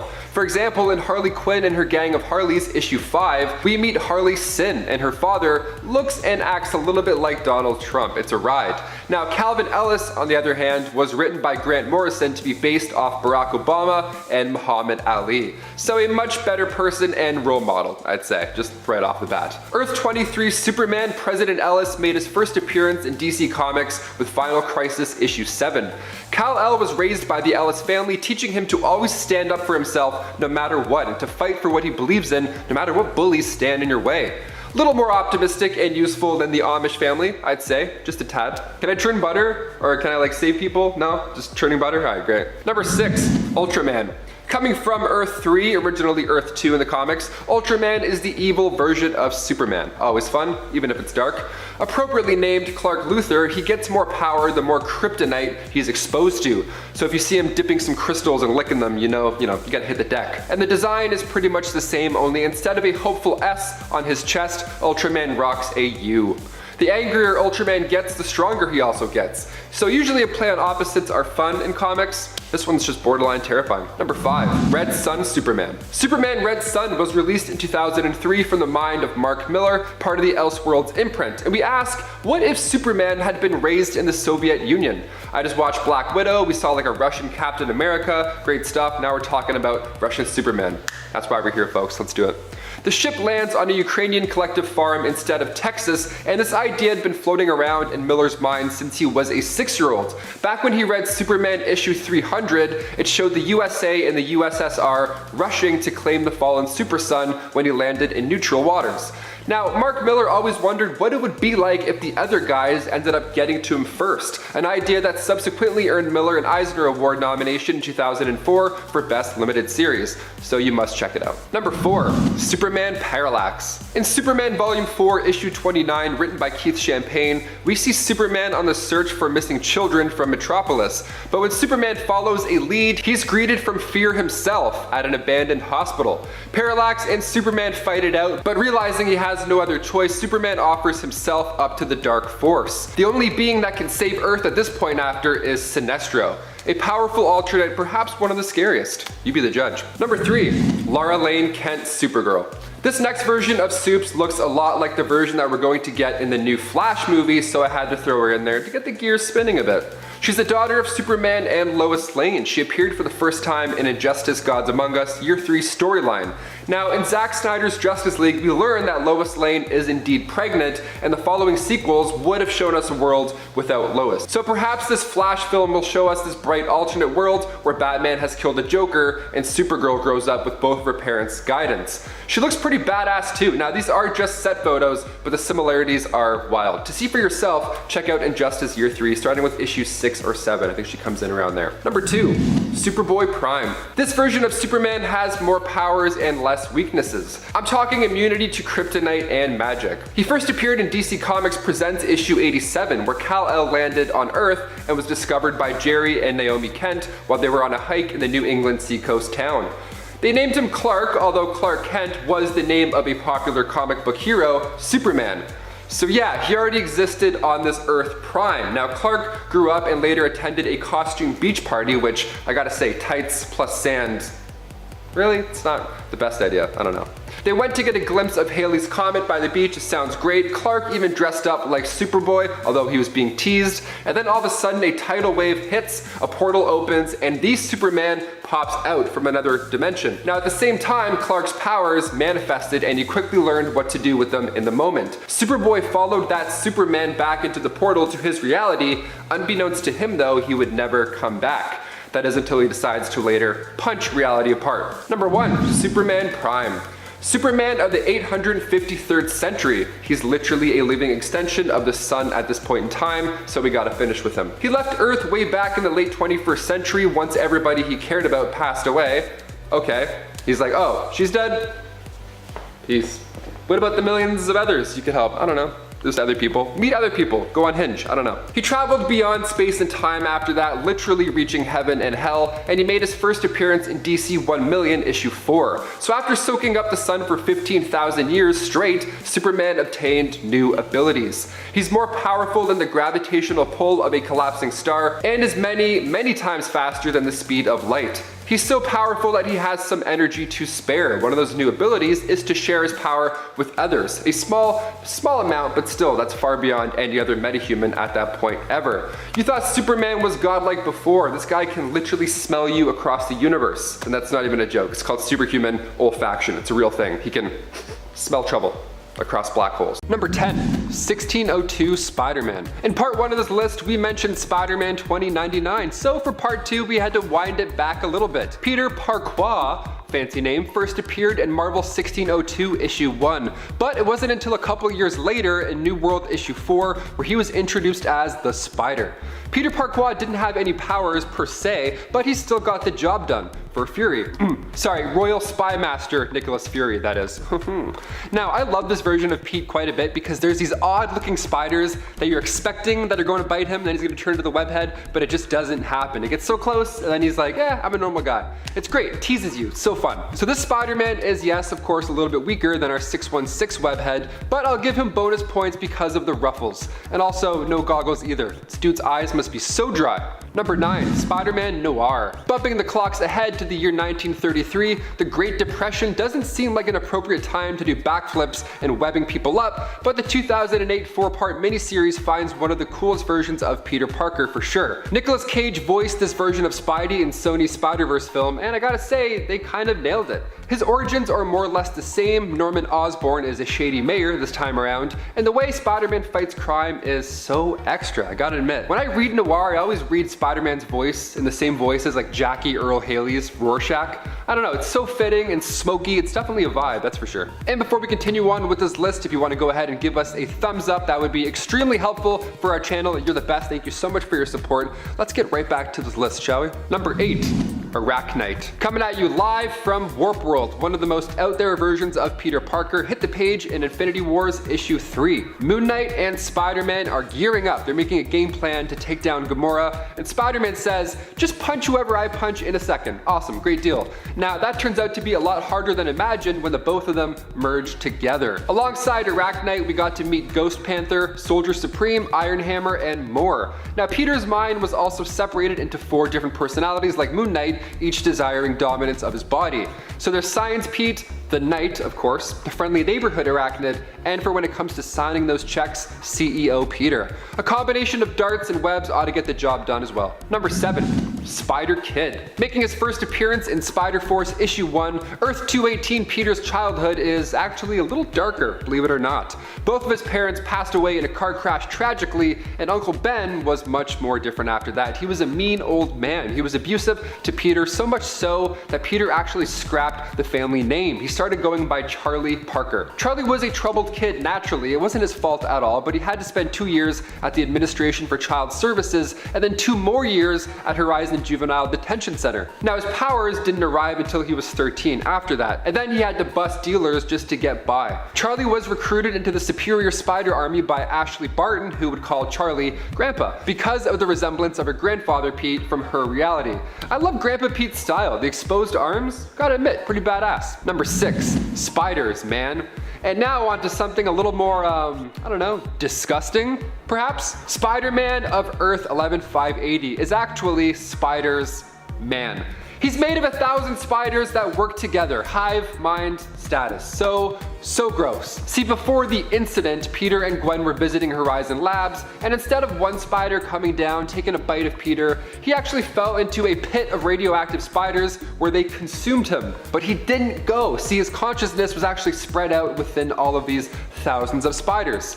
So much worse, way worse, I would say. Even on the cover of Spider-Geddon issue 3, it grosses me out. You see all of them and they're great, all the different alternate Spider-Mans, and then you see him and his mask is ripped, there's spiders coming out. Like, no, I don't want your help. I want anybody's help but you. Go away. He's actually quite similar to Carl King, who came around in comics much earlier with Spider-Man's Tangled Web issue 1. Only he was a bully in Peter's class who was obsessed with getting the same powers as Spider-Man, so he ate the dead spider that initially bit Peter and then ended up in a similar conundrum. I'd rather eat the spider than be consumed by thousands of them. Everybody's turning into spiders like it's a fun thing. That's a hard pass. I'd rather just not have superpowers. Number 5. Jean Grey Earth 7642. This alternate version of Jean comes to us from a Marvel and DC crossover universe assigned the number Earth 7642. In fact, after her initial appearance, Jean from this universe would also appear in stories pertaining to her past in a crossover with the Wildcats, who were over at Image at the time. So just all the crossovers really. In this reality, Jean does become the Dark Phoenix, wipes out a star, and then takes her own life, much like in the main continuity version of the story. But instead of that not being the real Jean and learning that she was actually alive but hidden underwater, in this universe, Jean is resurrected by Darkseid, who intends to use her in his pursuit of the anti-life equation. The Teen Titans and the X-Men team up to defeat Darkseid and Jean, who then recovers her memory of her life before she was Dark Phoenix and turns on Darkseid, once more sacrificing herself to save everyone else. Ain't that just the way? Number 4. Apocalypse. In Age of Apocalypse in the reality of Earth 295, Jean ends up eventually taking on the mantle of Apocalypse. While she perished in this reality shortly after that happened, it's basically because she sacrificed herself in order to protect other people. As I said, that always happens. Jean Grey was so powerful as Apocalypse that she even managed to hold on to her own personality, but she could feel that influence of her new role working to change her, as she expressed that she did feel intensely arrogant, which might also be why she was cool going out the way that she did in the end. Because, you know, I feel like Jean wouldn't want to be fully taken over by that force. Number 3. God Level Phoenix. This version of Jean comes to us from one of the short stories featured in X-Men Millennial Visions 2000. In the story by the Maker, we learn that Jean is one of the few to survive both Deathbird and Magneto's attack. Unable to stand against them as they are, the X-Men turn to a device Forge created to evolve them further, giving them basically godlike abilities, or raising their abilities to become godlike, perhaps I should say. Jean, as her power-up, gains full and complete control over the Phoenix, making her more powerful than ever before. Definitely not a hero you'd want to go up against, though I honestly wouldn't want to go up against Rogue either in this reality, who you just need to be within a mile of to have your powers and life energy drained, which sounds pretty scary, at least if she has any skin exposed. Number 2. Zorn. While she might not have gone dark or taken the powers of Apocalypse, Jean as Zorn from the alternate reality of Earth 13729 is just all around one of the most powerful Jeans in the multiverse, in my humble opinion. Her powers are like her main counterpart but improved, making her one of the strongest all-around alternates out there. Of course, even then, like most alternate versions of Jean, and even main Jean, Zorn still perished in the end. In X-Men Battle of the Atom issue number 2, we learn that Jean's powers are so great that not even she can apparently handle them, and during the all-out brawl with all the other X-Men and alternate X-Men, she overloads and ends up exploding, creating a massive explosion all around her and leaving nothing left of her own corpse except for her Zorn mask. Number 1. Phoenix/Dark Phoenix. I really wanted to make Zorn my number 1 most powerful alternate Jean, but then I remembered that technically both Phoenix and the Dark Phoenix personas we saw in the comics were not really Jean in the main continuity, which would make Phoenix an alternate as well, albeit a one who we thought at the time was the main Jean and who existed in the main continuity still, living in effect as Jean. Dark Phoenix was powerful enough to destroy a whole planet and the whole Dabari race, which I believe amounted to, I think, billions of lives lost. Later, after sacrificing herself to save everyone from her own darkness, it was revealed that Dark Phoenix wasn't really Jean, but in fact a Jean duplicate created by the Phoenix Force, which used Jean's body body and mind as blueprints to create a more powerful version of her while she rested safely beneath Jamaica Bay. So Phoenix and Dark Phoenix both are Jean, but at the same time aren't, which would classify Phoenix as an alternate version technically, and definitely one of the most powerful alternates out there as such. In fact, the creation of that retcon is pretty cool because apparently that retcon had to be created because they wanted to, if they were gonna bring Jean back, make her not guilty for any of the bad stuff she did as Dark Phoenix. So they basically had to make it so that that Jean wasn't the real Jean, which is pretty wild. Number 10, Gwen Vereen. Gwen Vereen is an alternate version we've really only seen briefly in Secret Wars Battle World issue number 3, but I like to imagine that she is pretty strong and also pretty cool, like many of her other amalgamated versions. Gwen is a character that we've seen become an alternate version of Spider-Man and Deadpool, and both of those characters and versions of Gwen Stacy are pretty rad, I must admit. So I imagine her Wolverine version would also be tough as nails and fierce. Gwen Vereen also appeared on an alternate cover for Old Man Logan issue number 2 from 2015, with art done by Chris Samnee. If that art is any indication, like her other alternate versions before her, this would probably prove to be a pretty powerful and popular alternate version of Wolverine and Gwen, if, you know, we saw more stuff from her. I just want to read a comic that's about all the awesome and powerful alternate Gwen versions running around in the multiverse together. Gwen Stacy's Adventure Through the Multiverse, it could be called, and Gwen could wander around and meet all the alternate, possibly mutant, versions of herself. Maybe they're all secretly mutants. That would be kind of cool. Just like how Deadpool or Gwenpool was secretly a mutant, maybe, or retconned herself to be a mutant. I love that, it's so weird. Number 9, Poison Wolverine. Poison Wolverine is the assimilated version of Wolverine from Earth 22186, who became bonded to a poison. Poisons are basically like symbiotes, except symbiotes are kind of their own thing over at Marvel, so I guess imagine a symbiote, but it's like a different symbiotic alien race. So not a symbiote, and kind of pointy and sharpy instead. Are you with me at all? The poison that bonded to Wolverine and took him over would have his powers and would also be able to use his biomass to shapeshift and give itself extra appendages or tentacles as needed. So this is a version of Wolverine who isn't in control as much, but does still have powers, plus can also shapeshift. Sadly, this version of the character did perish, not because it was defeated per se, but because the head of its hive, the Poison Queen, was vanquished. That's how it works for the poisons. Your queen is vanquished, you're dead. Number 8, Wolverham. Although he might not seem that powerful, Wolverham of Reality 73174 might actually end up being one of the most powerful? He is like an alternate version of both Spider-Ham, Peter Porker, and of Wolverine. Being that he's also kinda cartoony in origins, it's likely that his powers are similar to that of both heroes, meaning that he has probably a crazy healing factor, his adamantium claws and skeleton, and can pull off all sorts of immensely powerful cartoon antics, with cartoon physics applying to his fights and his adventures. I don't know about you, but I think having cartoon physics in play makes you pretty powerful. Cartoon physics are wacky. Number 7, Old Man Logan. Old Man Logan is still a badass who manages to get a lot done despite the fact that his healing factor sometimes struggles to keep up. In his old age, his healing factor is slowed down when we first get into Logan's future adventures in the post-apocalyptic wasteland that was once Earth. However, much more later down the line, his healing factor finally picks back up again. At this time, Logan no longer goes by the name Wolverine at all and is instead known as the Hooded Man. So this version of him is kind of weaker, but also kind of the same. Either way, Old Man Logan also brings years of experience and wisdom to the table, which I think should be worth something extra when it comes to how powerful he is. And friends, before we move on to this next spot, if you are loving this list and you want more Wolverine lists or more mutant lists in general, haha, I love writing mutant lists for you, please be sure to let us know by giving this video a thumbs up and clicking subscribe, do all the things, woo! Number 6, Diamond Patch. Diamond Patch is the version of Wolverine from Warp World, which of course was made by Gamora when using the Infinity Stones to fold the universe in half. He is the amalgamation of Emma Frost and Wolverine, making him a pretty deadly and stylish character. His claws, instead of being adamantium, are diamond, and Diamond Patch also has a sharp eye and mind for good business ventures as well, like Emma Frost. He also seems to be able to channel his telepathic powers using his claws as well. It was also implied that in the future, Diamond Patch may potentially be destined to bond with the Phoenix Force. Ho-ho! Number 5. Justice Lord. Coming from the animated universe, 2003 Justice League episode titled A Better World showed us one that's rather darker. This parallel universe showed Kal-El and the Justice Lord storming the White House. President Lex Luthor had just executed the Flash, and the team wasn't too happy about it. So Batman and Wonder Woman fought off the Secret Service while Superman tells Luthor that he's taking him in. Now Lex is obviously insane, so he has a button that can just start a nuclear war if pressed.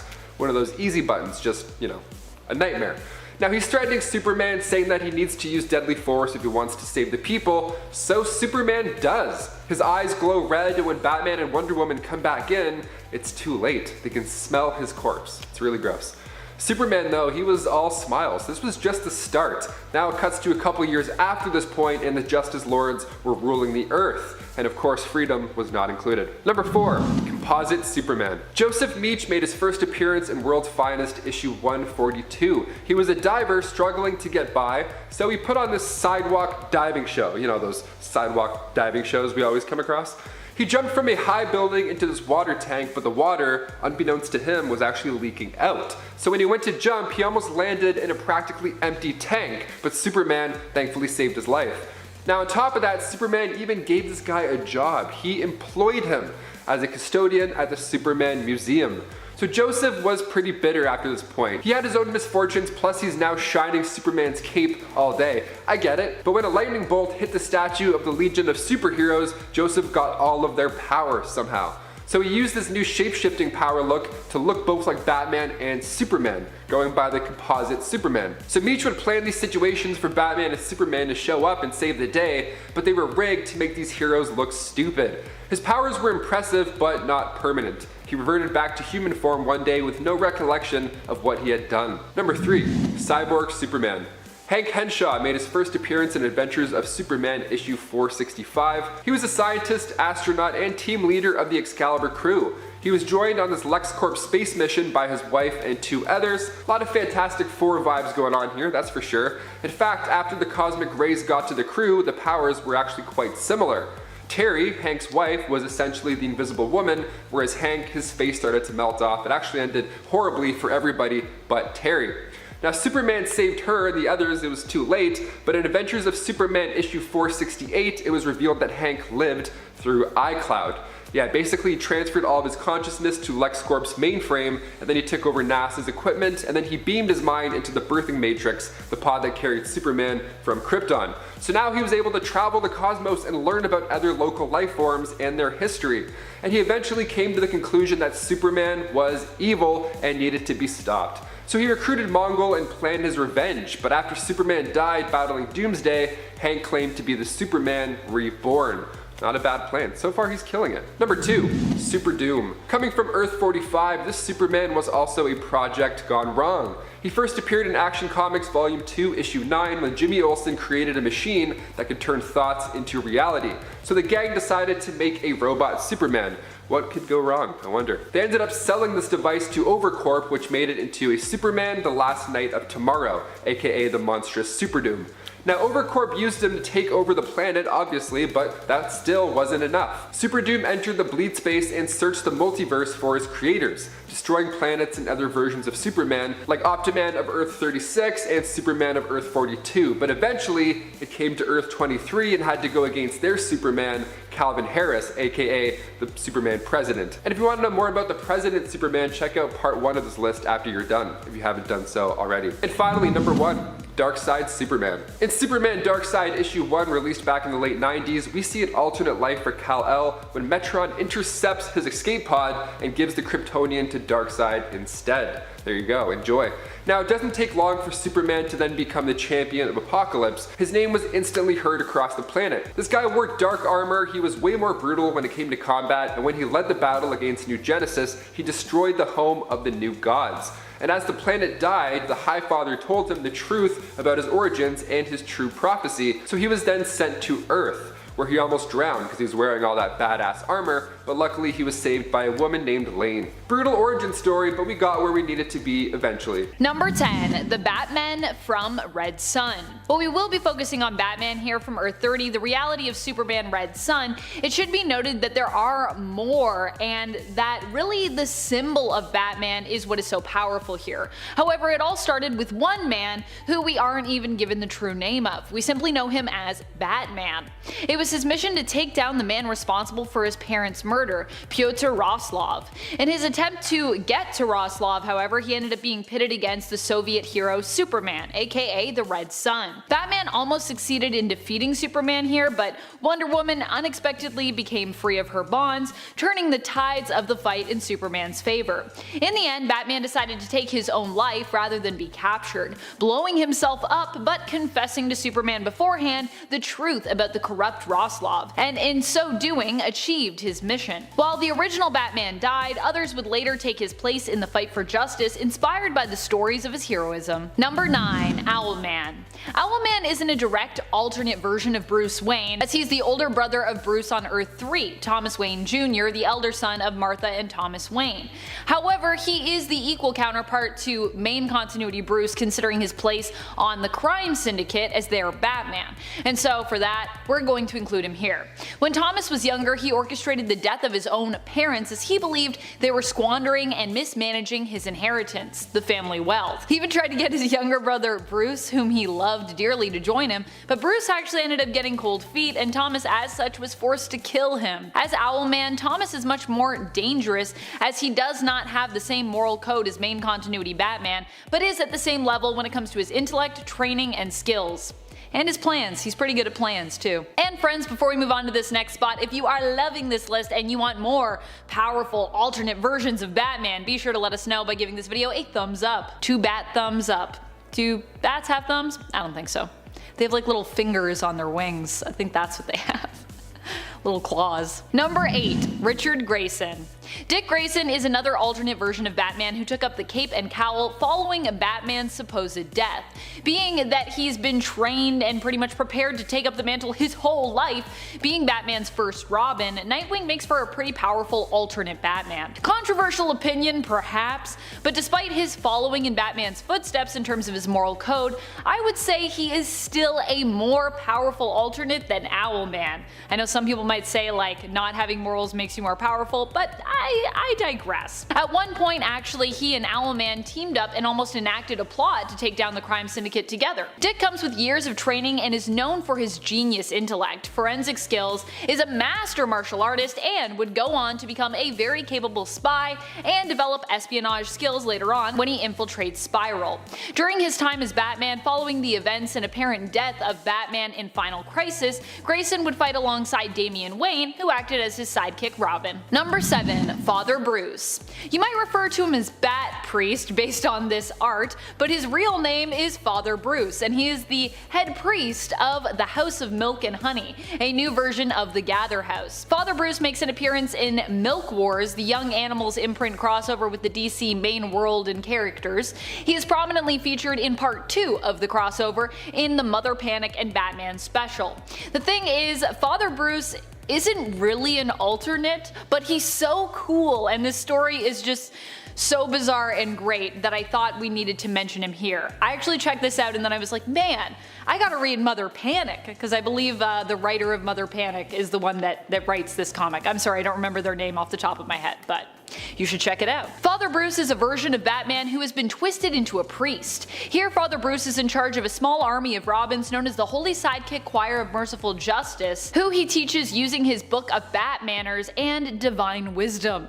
They drink the milk created by Mother Partake, who does so in an eerie manner. She kind of creates it with her fingers, it's really weird, and have their histories rewritten by a golden machine. Bruce himself is trapped here until Mother Panic, aka Violet Page, manages to free him and he returns to his old self. But even in this alternate persona, he's pretty mighty. Also in this delusional, brainwash created reality, Bruce believes it is a priest crashing through his window, not a bat, that inspired him to take up the mantle of Father Bruce and become a priest.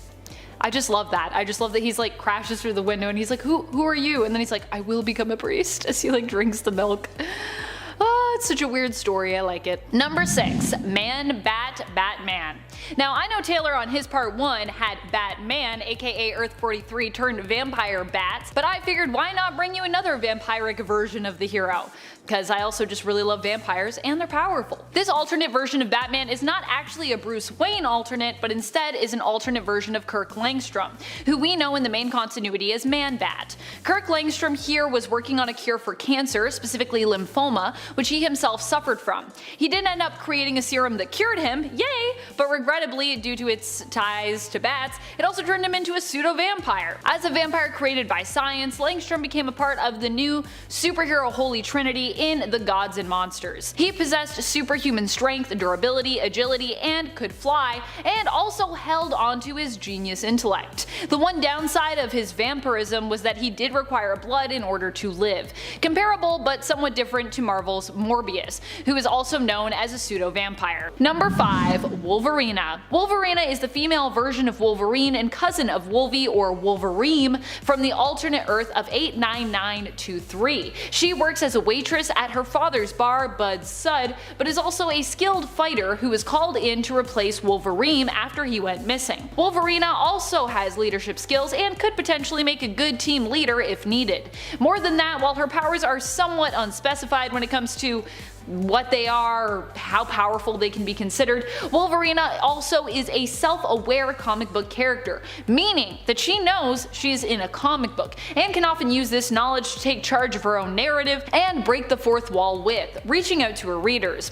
I think having that kind of power can be pretty potent in comics, which is why she makes the cut for our most powerful Part 2 list. And she didn't do too bad, she's about halfway up, so pretty impressive. Number 4, Weapon X. Weapon X comes to us from the Age of Apocalypse universe of Earth 295. Weapon X has powers similar to his Earth 616 counterpart, but his feral rages are more intense in comparison, and he initially requires Jean's assistance to calm those rages down, which was what brought the two together romantically. It would be in a fight with Cyclops when he made his way to try and save Jean Grey from Sinister that he'd lose his hand, while also taking one of Cyclops' eyes in exchange during the battle. A hand for an eye for a hand. That seems pretty fair, I guess. Weapon X would later go on, despite being maimed, to become even more powerful, possibly one of the most powerful alternate versions of the character, when he surprised everyone and ended up becoming Apocalypse's heir after his defeat and the return of the Celestials.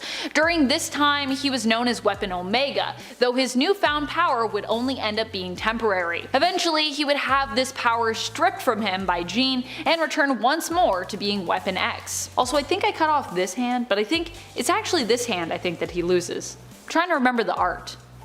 I always want to mirror everything, so that's why. I don't even know if it'll be the same for you though, because this might be mirrored for you. I don't know. I don't know. How do you see it? Aren't cameras weird in the way that we see images? Isn't that all weird when you think about it? Anyways, the fact that we see images and we flip them with our eyes, and it's all freaky. Number 3, Earth 10005. This is the Wolverine that belongs to Fox's Mutantverse, played by Hugh Jackman. In this reality, Wolverine was one of the strongest mutants around, being the only one that Kitty was able to send back in time in Days of Future Past, and the only one who was able to put a stop to Dark Phoenix when it had taken over Jean Grey, corrupting her in X-Men Last Stand. Due to his healing factor, Logan was able to walk right up to Jean while everyone else was pretty much getting turned to dust around him.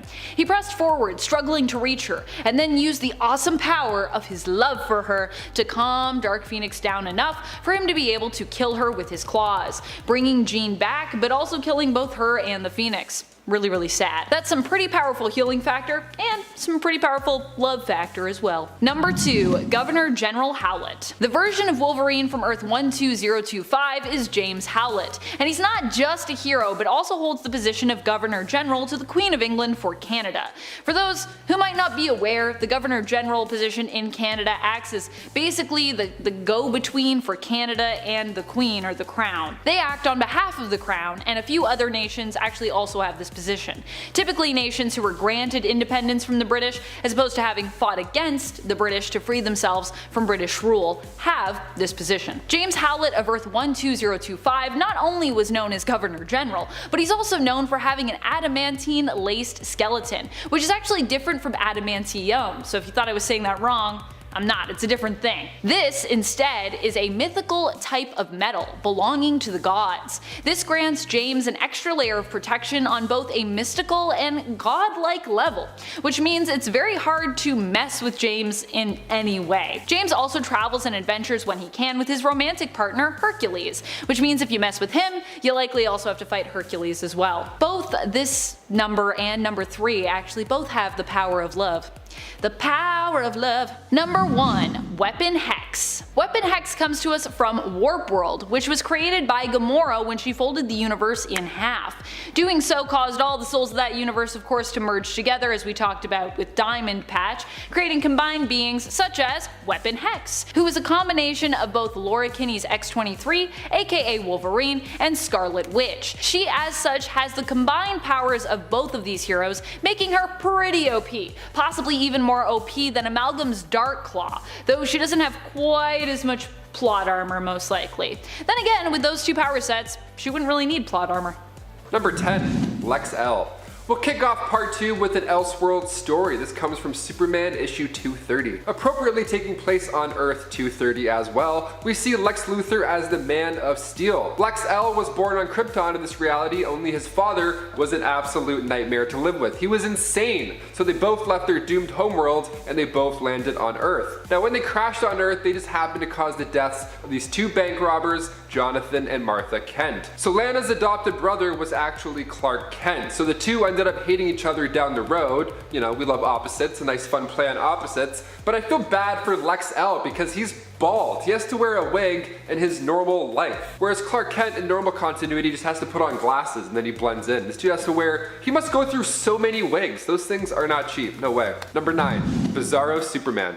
First appearing in Superboy issue 68. Bizarro was created, as you would guess, from a duplicating Ray, hence the similarities, but only he's a Frankenstein clone. He has the opposite intentions. He can breathe fire and shoot ice out of his eyes, so it's a fun opposite. The new 52 version of Bizarro was created when Lex Luthor tried to clone Superman, and instead of waiting 10 years for the project to be complete, Lex released him only after 5, so in turn he had this pale, still shredded though, but slow version of Superman. Now the second Bizarro clone, making its first appearance with DCU Rebirth issue 1, ended up teaming up with Red Hood and Artemis, but the OG version is still my favorite. Even the way he spoke, everything would be the opposite of what he wants. It was so fun. So in the words of Bizarro, don't give this video a thumbs up and certainly do not subscribe if you haven't already. Number 8, Harvey Dent. Taking a dive into Tangent Comics, this Earth 9 Supes is a telepathic and telekinetic guy who uses a golden staff.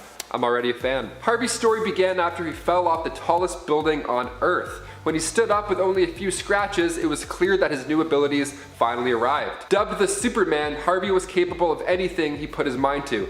The reason he got those abilities goes way back to the 70s when Nightwing was trying to create more superhumans. They used this experimental accelerant called the Miraclo solution, which is a catchy name, gotta admit, and then he dosed an entire town in South Carolina. Harvey was the only survivor, and after teaming up with the Flash and Atom, down the road Harvey decided to remake the Miraclo solution and give it to his fiancée Lola. Rumor has it she didn't survive, but she did, and she also received powers. Number 7, Karkin the Mighty. Instead of landing in America, what if Kal-El landed in the darkest jungles of Africa? Coming from Superboy issue 183, Karkin was raised by gorillas, Tarzan with laser vision. What a treat. Now he realizes he's different from the others after he learns how to fly. I guess the whole being a human thing didn't tip him off, but that's great. But this guy rocks. He's not smashing through buildings, fighting General Zod. No, this time he's saving hundreds of animals from floods. Guy grabs an elephant by its ears and just flies away. What a champ. I'm also a fan of Karkin's super suit. The one strap though looks a bit annoying. I wouldn't know which side to put it on. I would never be too sure. He could totally wear this super suit upside down if he wanted to.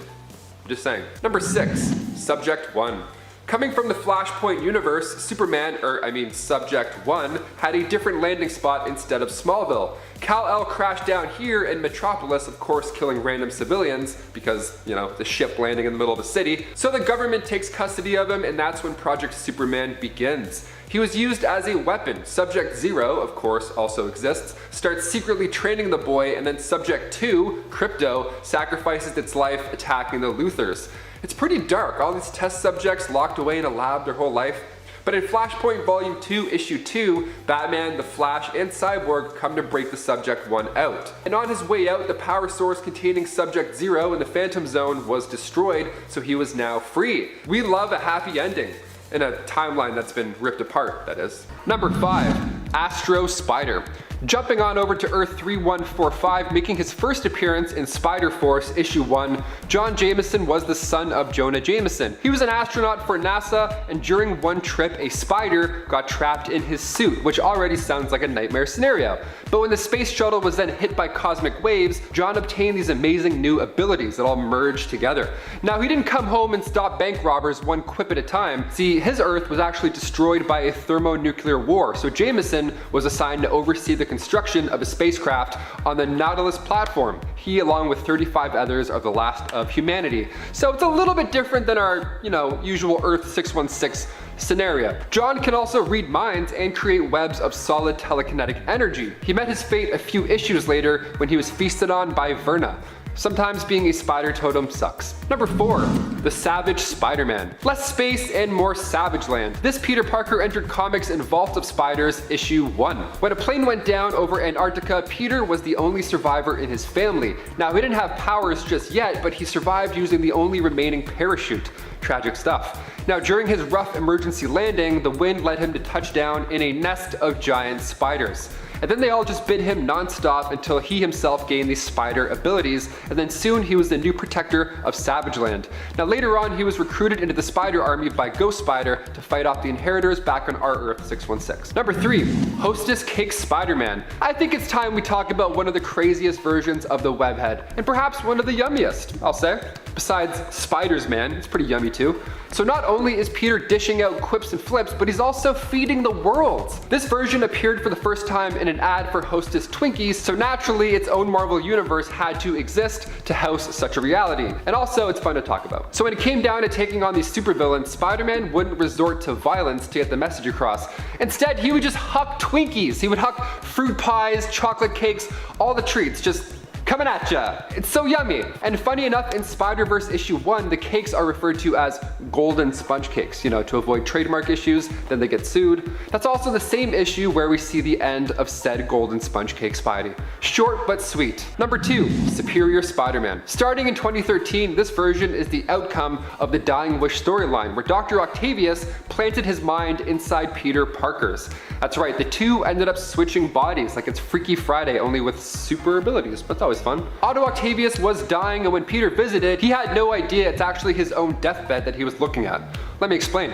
So right when Otto Octavius switched into Peter's body, he discovered what it was really like to be a hero. He understood the whole with great power comes great responsibility thing. Having retained Peter's memories as well in this new skin suit, he decides to just go for it and fight crime, but he does it in a horrible way. He's not really sure how to balance the scales of justice just yet. He was violent when it came to handling these guys. Otto even enlarged the suit's talons to cause greater pain to his victims. Like, is he Jigsaw? Who does this? He modified the nano spider tracers as well that get ejected from said talons to paralyze the victims. Green Goblin and his army attacked, and then it was then that Otto Octavius realized he wasn't meant to be the sticky hero that he wanted to be. After coming to terms with the fact that Peter's consciousness still exists inside of him, he decided to sacrifice himself, allowing Peter to become the Superior Spider-Man. Number 1, Spider-Boy. Another fun amalgam making his first debut in Marvel vs. DC Issue 3, residing on Earth 9602. Spider-Man mixed with DC's Superboy. I mean, I smell power. Need I say more, really? Spider-Boy is a clone. Now, he's a clone of Peter who was created during an accidental lab explosion. Now, General Ross felt responsible, so he adopted the young clone, Pete Ross and Uncle Jen. They were a fun pair until Thaddeus was taken out by a mugger. Sad stuff. So Pete now became the hero. He put together a suit, became famous almost overnight. Now, back when he returned to Project Cadmus, Pete was given a web pistol to help him swing around. And on top of that, he can increase his own personal gravity to help get things done. He can focus gravity inwards to make himself stronger and move faster, or he could lower gravity around himself in order to jump higher and further. OP. I would say you're pretty OP at that point. Number 9. Kidpool. Similar name, but much different. Kidpool comes from Earth 10330. Now, he made his first appearance in Prelude to Deadpool Corps issue 2, and he started his days out as a student of the Xavier Orphanage for Troubled Boys. Now, due to his abrasive personality, he of course didn't fit in with the other super kids, so he was lonely most of the time. Now, one day he was sent to detention with Scott Summers, and Wade convinced Scott that they should both break out and go to prom instead. I agree, I mean, detention during prom, come on, that's just cruel. But in order to convince Scotty Boy to be a rebel, Wade promised him he'd help Scott get with Jean Grey. That ought to do the trick. While at prom, Kidpool caused trouble and even fought Logan. It was a hot mess. Mistress Storm stopped the fight and Kidpool was on his way out when Deadpool arrived and also recruited this Kidpool. And before we continue with this list, if you want to go ahead and give us a thumbs up, that would be great. It helps our channel out quite a bit. You guys are the best. Thanks for your support. Now let's get right back to this video. Number 8, Dreadpool. In the reality of Earth 12101, the X-Men brought Wade to Dr. Ben Brighton, aka Psycho Man, in an attempt to cure Wade. Now they wanted him to shut down all these voices in Wade's head, but he didn't do that. He actually did the opposite. Wade was now encouraged to kill everybody in the Marvel Universe. And he started out by going after the Fantastic Four. Reed and the Thing were toast in just a couple of pages. Sue Storm held Dreadpool off by making his head explode, but once he healed, she was next to go. Dreadpool stole a device from Reed Richards that he used to take down the Watcher. So right off the bat, things get ugly. Number 7, Evil Deadpool. Keeping those sinister vibes going, Evil Deadpool is from our 616 main universe. He actually came to life during the pages of Deadpool Volume 4, issue 44. Now, it actually all started with Ella Whitby. She was a psychiatrist who was obsessed with Wade Wilson. She was so obsessed that she would keep body parts that he lost over time. She would collect parts of him and then keep them in her freezer, you know, right next to the ice packs, of course. So when Deadpool found out about this creepy old cold collection, he threw them all in the dumpster. He just got rid of them. But that was a mistake because once those body parts thawed out, they fused together to make another evil Deadpool. Just the smell of that freezer alone, I would have tapped out by day 3. Number 6, Wolverine Pool. This next one is a total badass, one of my favorites if you ask me. Brief, but definitely memorable. First appearing in Cable in Deadpool issue 46, we see Wade Wilson after he's undergone the Weapon X program. He has a skeleton bonded with adamantium, and then he's recruited by Dreadpool to take on the evil Deadpool Corps members. So he joined the battle and killed Deadpool Pulp, but during the fight, main Wade tossed a grenade full of bugs at Wolverine Pool. So the grenade went off and the bugs chewed at Wade's skin, just chewed him apart until nothing was left over except the adamantium skeleton and claws. Definitely the grossest way to go out, that's for sure. Number 5, Death Mask. While I mentioned a botched surgery earlier with Wade, this next one went exactly as planned. On Earth 11683, Reed Richards was able to remove a lethal brain tumor from Wade's head, so now he was better off than ever. No evil voices, and now he was actually a genius. But did he change the world one revolutionary invention at a time? Nope, he was a master criminal. But still, he's smart, I don't know. He built an empire. Wade went by the name Death Mask and killed that world's Victor Von Doom, and his outfit was actually a red version of Doom's. It was pretty sweet, I'm not gonna lie. Even after Death Mask was beaten by our main Deadpool, it didn't end there. Death Mask made a deal with Mephisto in order to release monsters on Earth, one of those monsters being Infernal Hulk. Ouch. Number 4, Dogpool. Wade Wilson of Earth 103173, aka Dogpool, made his first appearance in Prelude to Deadpool Corps issue 3. Now Wilson was a dog being used as a test subject for Mascara X, this hot new product that could replenish itself after just one use. How beautiful and lovely and convenient, might I add. Now this version obviously is inspired from real life animal testing and abuse that happens, so it's pretty sweet when Wilson gets superpowers. Now they thought the dog didn't make it after a test, his body turned all corpse-like, so they got rid of it. But those regenerative abilities brought this pet back to life. A circus truck just ended up going by and seeing this immortal dog, and then Deadpool became the starring act of their show. Come and see the death-defying hound, what a headline. He was working there until Deadpool came and also recruited him for the Deadpool Corps. Number 3, Deadman Wade. Coming from the Age of Apocalypse storyline on Earth 295, Deadman Wade was initially part of Apocalypse's Pale Riders. Danny Moonstar would just torture him non-stop. That was his whole thing. But that's gotta be a bit distracting, right? While the Riders were seeking out Avalon, Damask was so annoyed by the torture and the sounds that she strangled Moonstar to death. She just couldn't take it anymore. It's like when my sister would sing Taylor Swift, I'm like, A 4-hour drive, come on. So Deadman Wade wasn't too happy at this point, but when they finally arrived to Avalon, Wade's attack on innocent people was so much that Nightcrawler deemed it necessary to end his life. And he did so by teleporting away whilst grabbing his head. If you want to see Deadman Wade in more agony, begin so with Excalibur issue 1. Number 2, Ultimate Deadpool. Wade E. Wilson from the Ultimate Comic Run, Earth 1610 that is, made his first appearance at Ultimate Spider-Man issue 91. Now we had a pretty rough time when it comes to the Ultimates. The Ultimates are a different story, different origins, but Wade's is still bad. See, in Ultimate Spider-Man, Wade E. Wilson gets recruited to hunt down mutants on live television, which sounds like a pretty cool gig, but the government figured this is what the people want, and honestly, they're not too far off. People love tuning in. This is like the hot show. It's the talk of the town. And his appearance is even more shocking once Spider-Man unmasks him, and the fact that he does so on live television causes Wade to go nuts. And it was even worse than that because Spider-Man made him feel horrible for how he looked. He said his face smelled like a KFC dumpster on a hot day. What a roast. Oh my god, Spider-Man, relax. And also in Ultimate Spider-Man issue 92, Spider-Man is about to be unmasked himself, but Deadpool prevents it from happening. He says to respect the mask. How ironic.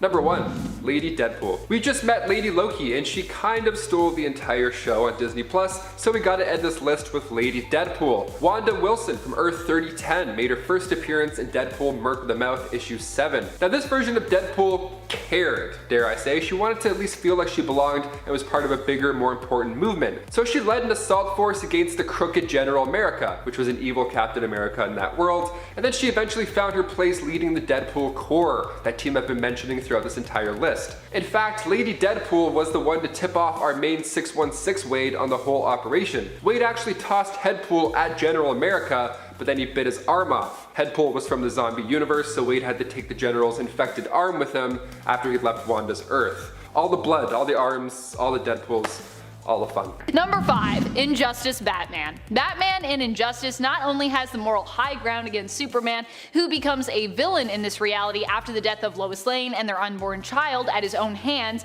due to the machinations of Joker and Harley Quinn, but Batman here also possesses the Super Pill, or more specifically, the 5U93R pill, which kinda spells super if you look at it.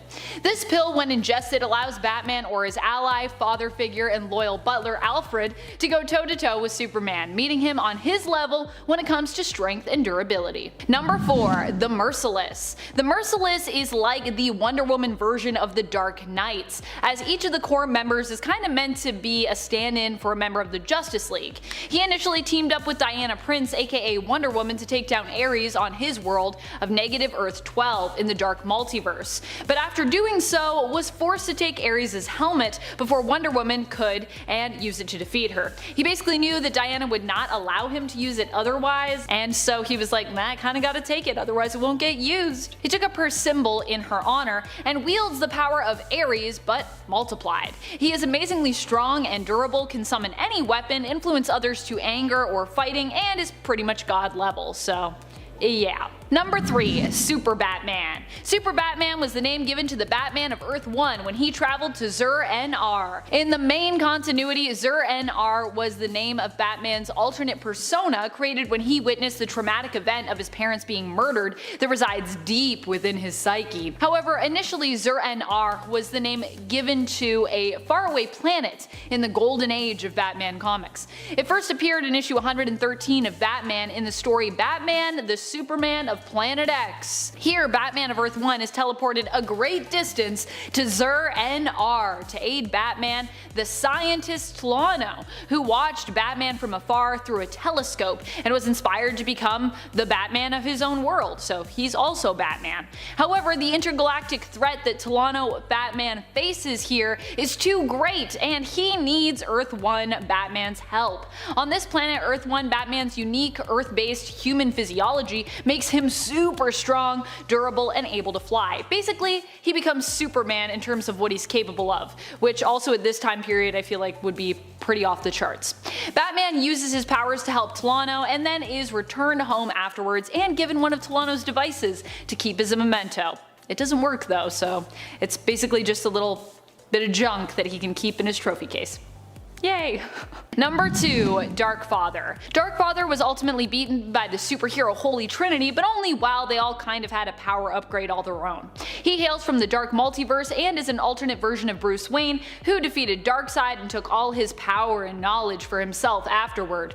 Batman as Darkfather as such is a new god and also wields the anti-life equation, which he uses to influence others and to imprison them, forcing them to obey him and his will. He also has all the brilliance of main continuity Bruce and more. Number 1. Batman Who Laughs. Also known as the Darkest Knight, the Batman Who Laughs is an alternate version that is a combination of Batman and Joker. He comes from the dark multiverse reality of Negative Earth 22, where he as Batman ended up killing the Joker by snapping his neck after being pushed to the brink by the villain, who was dying anyways, admittedly. When he did so, however, he became infected by Joker Venom that was released by this very final action. After becoming infected, Bruce went insane and had most of his Bat family killed, except for his biological son, Damian Wayne, who joined his side. Batman Who Laughs would go on to become super powerful after acquiring the powers of Dr. Manhattan when he had his brain transplanted into the body of the Dr. Manhattan Batman alternate. The Darkest Knight, even before this power upgrade, was already pretty powerful because 1. He was super popular, which always gives characters power, and 2. He was a mentally ill genius, which made him extremely deadly and dangerous to take on and kinda unpredictable. He also often fought against the superheroes he came up against with dark metal, in some cases managing to infect them and in so doing recruit them to his own dark army. Plus he's got all those dark knights, so that's just another thing. Number 10. Arana. Arana is definitely one of the most random alternates for Wonder Woman. She was an Amazon who only made a few appearances in the comics in the Earth 1 continuity and would take the Wonder Woman mantle from Diana after beating her in a contest of champions. Arana was very skilled and did beat Diana, which is why I thought it was relevant to include her here. Though it should also be noted that she mainly won, especially the last contest, because Diana's concern for the safety of others slowed her down. While Hippolyta initially proclaimed her daughter the victor of the contest due to her heroism, the gods disagreed and made Arana the winner instead. Diana chose to accept their will and handed over the position and title to Arana. Arana, however, would prove to be out of her league when she ventured into man's world, mainly failing as Wonder Woman due to her stubbornness and a string of misunderstandings. She was still pretty strong though. And of course, she was still the rightful victor of the contest, and for that, I thought she might be a cool alternative to highlight. Arana's story as Wonder Woman takes place over the course of 2 issues from Wonder Woman 250 to issue 251. Arana would also inspire a follow-up red-headed Wonder Woman character who would appear later on in the comics. Not inspire her as a person, but just inspire that character to exist.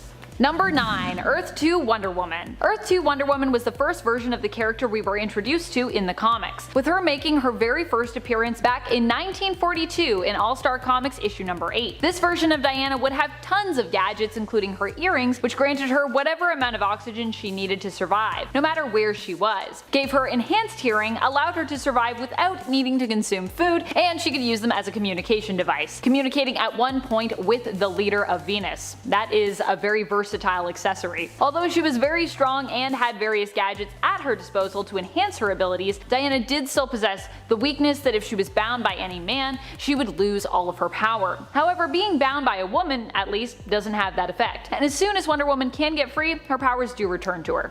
Also, good luck trying to bind Wonder Woman. I feel like that would be challenging. And friends, before we move on to our next spot, if you are loving this list and you want more Wonder Woman lists, be sure to let us know by giving this video a thumbs up.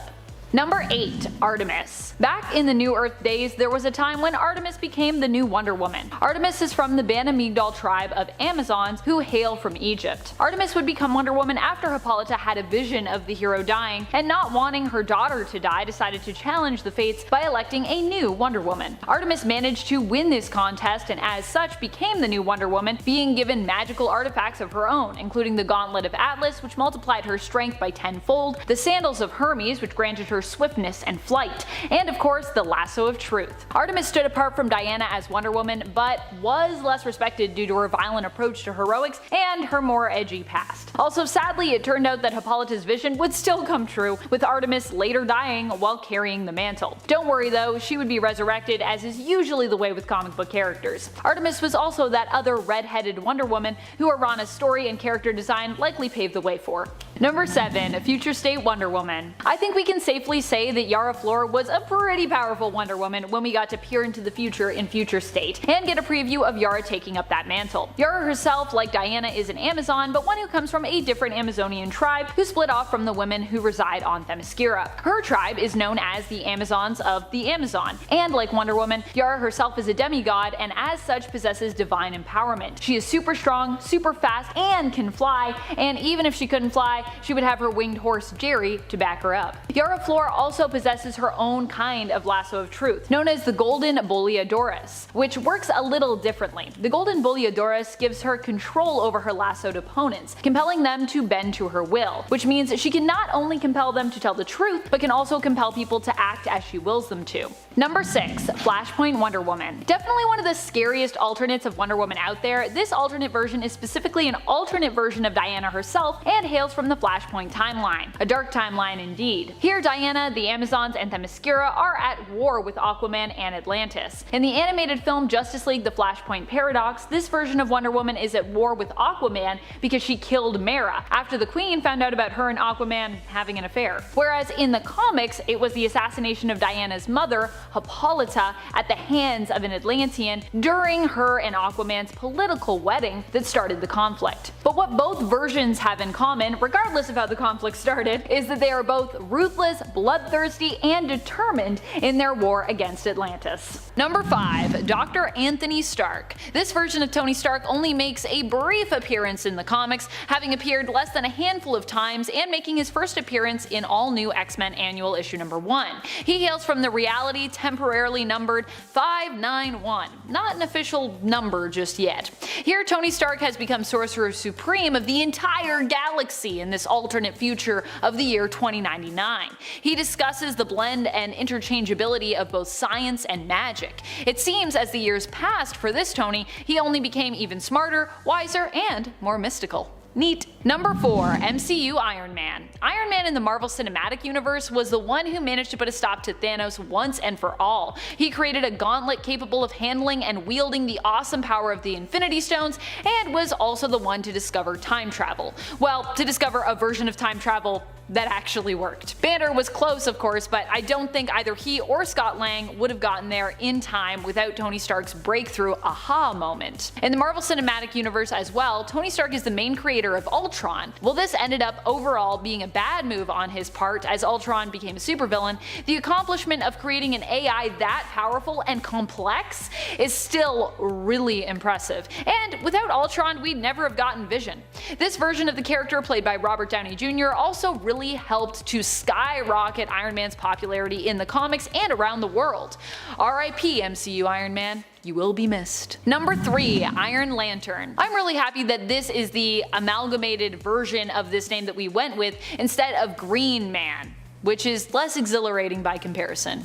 Green Man. Iron Lantern is a hero who comes to us from the Amalgamverse, and unsurprisingly, he is a mashup of DC's Green Lantern, Hal Jordan, and Marvel's Iron Man, Tony Stark. His name is Harold Hal Stark, and he gets his powers from a suit he made using a battery that he found amidst the wreckage of an alien ship. I love amalgam characters. Number 2. Iron Hammer. Stark Odinson is the version of Tony and Thor who hails from Warp World. Warp World was created when Gamora folded the universe in half using the power of the Infinity Stones. She then sealed these blended souls within the Soul Stone. While everything would be set right, this version of the universe was still allowed to continue to exist and kind of made its own thing, which I'm happy about because Warp World is pretty cool. Iron Hammer has both the ingenuity and brilliant armor of Tony Stark, as well as the Asgardian strength, immortality, and hammer Mjolnir of Thor Odinson. Number 1. Infamous Iron Man. Controversial opinion possibly, but I think Victor Von Doom is the most powerful of all of the Iron Mans. Doom took up the mantle of Iron Man following the events of Civil War II, which saw Tony left in a coma as a result of a fight with Captain Marvel. Dr. Doom, after the events of Secret Wars, had been looking to turn over a new leaf, and had decided to ally himself with Tony Stark as such, which also meant fighting on his side during Civil War II. In his honor, Doom took up the mantle of infamous Iron Man and proved himself to be one of the most capable versions of the hero that we've ever seen. Honestly, I feel like Doom as any hero or villain would be so powerful. I just love Dr. Doom. I don't know. Spoiler alert, I love Doctor Doom. You already knew that. When this happened, even the villains knew they needed to be on high alert, gathering to discuss an alliance as they assumed this would be the only way to protect themselves against infamous Iron Man, only to have Doom drop in on the meeting and make quick work of, well, pretty much all of them. Infamous Iron Man was great and honestly was too short-lived. Come back, infamous Iron Man, come back to us. Number 10. Zombie Dark Phoenix. This version of Jean does have some perks when it comes to power set, but ultimately her downfall is, well, being stuck in the Marvel Zombies universe, where many zombies get taken out by fellow zombie hero Hulk. Here, however, Jean is supposed to possess the Phoenix Force still, which in theory I think should have allowed her to resurrect herself, but maybe that works differently when you get completely punched to smithereens by the Hulk. But I mean literally, she gets punched through the torso and then the Hulk crushes her head with his fist in Marvel Zombies 2 issue 5. It's quite gratuitous because, well, Marvel Zombies. Still, however, in theory, the zombified version of Jean should have been considered one of the most powerful. And overall, for the zombie heroes, even being defeated by the Hulk, she was considered one of the most powerful, running with the zombie Galacti, aka Power Cosmic Zombies, on Earth 2149 or Earth Z prior to her death. Number 9. Ultimate Jean Grey. Ultimate Jean Grey ended up becoming the leader of Tian, which I think gives her a power boost, but on the other hand, she was not made as powerful as her 616 counterpart when it comes to her abilities, so for that, she gets moved down a peg. While telekinesis was initially Jean's main power set on Earth 616, here in the Ultimate Universe, Jean seemed to primarily be more of a telepath, who also has telekinetic abilities. Jean, as a telepath, can psychically cloak herself or others, but not against stronger telepaths. She can heal trauma or give you trauma by altering your memories. She can give others amnesia too, and use her telepathy to create vivid and realistic illusions. And friends, before we move on to this next spot, if you are loving this list, if you want more lists about Jean Grey, or just more mutant lists in general, because I love doing those, be sure to let us know by giving this video a thumbs up, and maybe share it, maybe give it to a friend you think, needs a little Jean Grey in their day. Number 8. Jean Grey, Earth 18119. Earth 18119 is the reality of Amazing Spider-Man Renew Your Vows. It was destroyed and then incorporated into Doctor Doom's Battle World, and after the destruction of Battle World, was then completely recreated and incorporated into the multiverse by Mr. Fantastic. On this Earth, Jean's power levels are comparable to her main continuity counterpart, but she also has the added strength of being a mother, which probably makes her both a more determined hero and teacher in this reality. On Earth 18119, Jean ended up breaking up with Scott Summers, aka Cyclops, after he lost faith in Professor X's vision, and instead ended up dating and later marrying Wolverine. Together they have a daughter named Kate, whose codename is Shine, and she's super cute. Number 7. Madeline Pryor. A lot of people think of Maddie as being a weaker version of Jean because she's a clone, but I would argue Maddie is either on the same level of Jean or at least has the potential to be at Jean's level or even more powerful. Why? Well, Madeline Pryor might be a clone, but Mr. Sinister also made her using a part of the Phoenix Force, which means that Madeline Pryor is kind of both Jean and the Phoenix Force all in one. She has like built-in Phoenix, which you'd think would make her connection just a touch stronger. Madeline, also known as the Goblin Queen, is also well versed in magic, something Jean hasn't really dipped into herself. I'm not saying she's more powerful than Jean Grey every day of the week, I'm just saying the potential for her to be more powerful here and there definitely exists, at least in my opinion. Number 6. Black Queen. This alternate version of Jean Grey comes to us from Earth 39529, which we get to peer into through 1989's What If series in issue 59. This What If asks the question, what if Wolverine led Alpha Flight? The answer? Well, the fate of Jean Grey would end up really dark. Wolverine becomes the leader of the Alpha Flight team due to the fact that the X-Men were unable to rescue him as their rescue team was killed by the Canadian military. Alpha Flight are the ones sent to rescue Jean after she ends up brainwashed by the Hellfire Club and joins them. Unfortunately, upon arrival, Wolverine learns it is too late as this version of Jean has already gone full Dark Phoenix. Logan has no other choice in this reality but to kill her in order to protect everyone else, basically on planet Earth. I don't know about you, but a completely evil Jean Grey who has gone full Dark Phoenix seems pretty powerful to me. I think Logan got lucky by even being able to kill her. Number 5. Superwoman. Even as a mother-to-be, Superwoman is really terrifying. Superwoman is the dark alternate of Wonder Woman who hails from Earth 3, but while she is like a parallel for the hero in terms of her place on the crime syndicate in comparison to the Justice League, she is not an alternate of Diana Prince. Instead, Superwoman is none other than an alternate version of Lois Lane, but one who is evil, diabolical, and superpowered. Superwoman possesses superhuman strength, durability, is immortal, and can fly. She is also a master manipulator who comes armed with her lasso of submission, which bends the will of any ensnared in it, making them both obey and love Superwoman. However, her barbed lasso doesn't work on all who she ensnares in it, and some with superbly strong will have managed to resist its control. Number 4. Earth-23 Wonder Woman.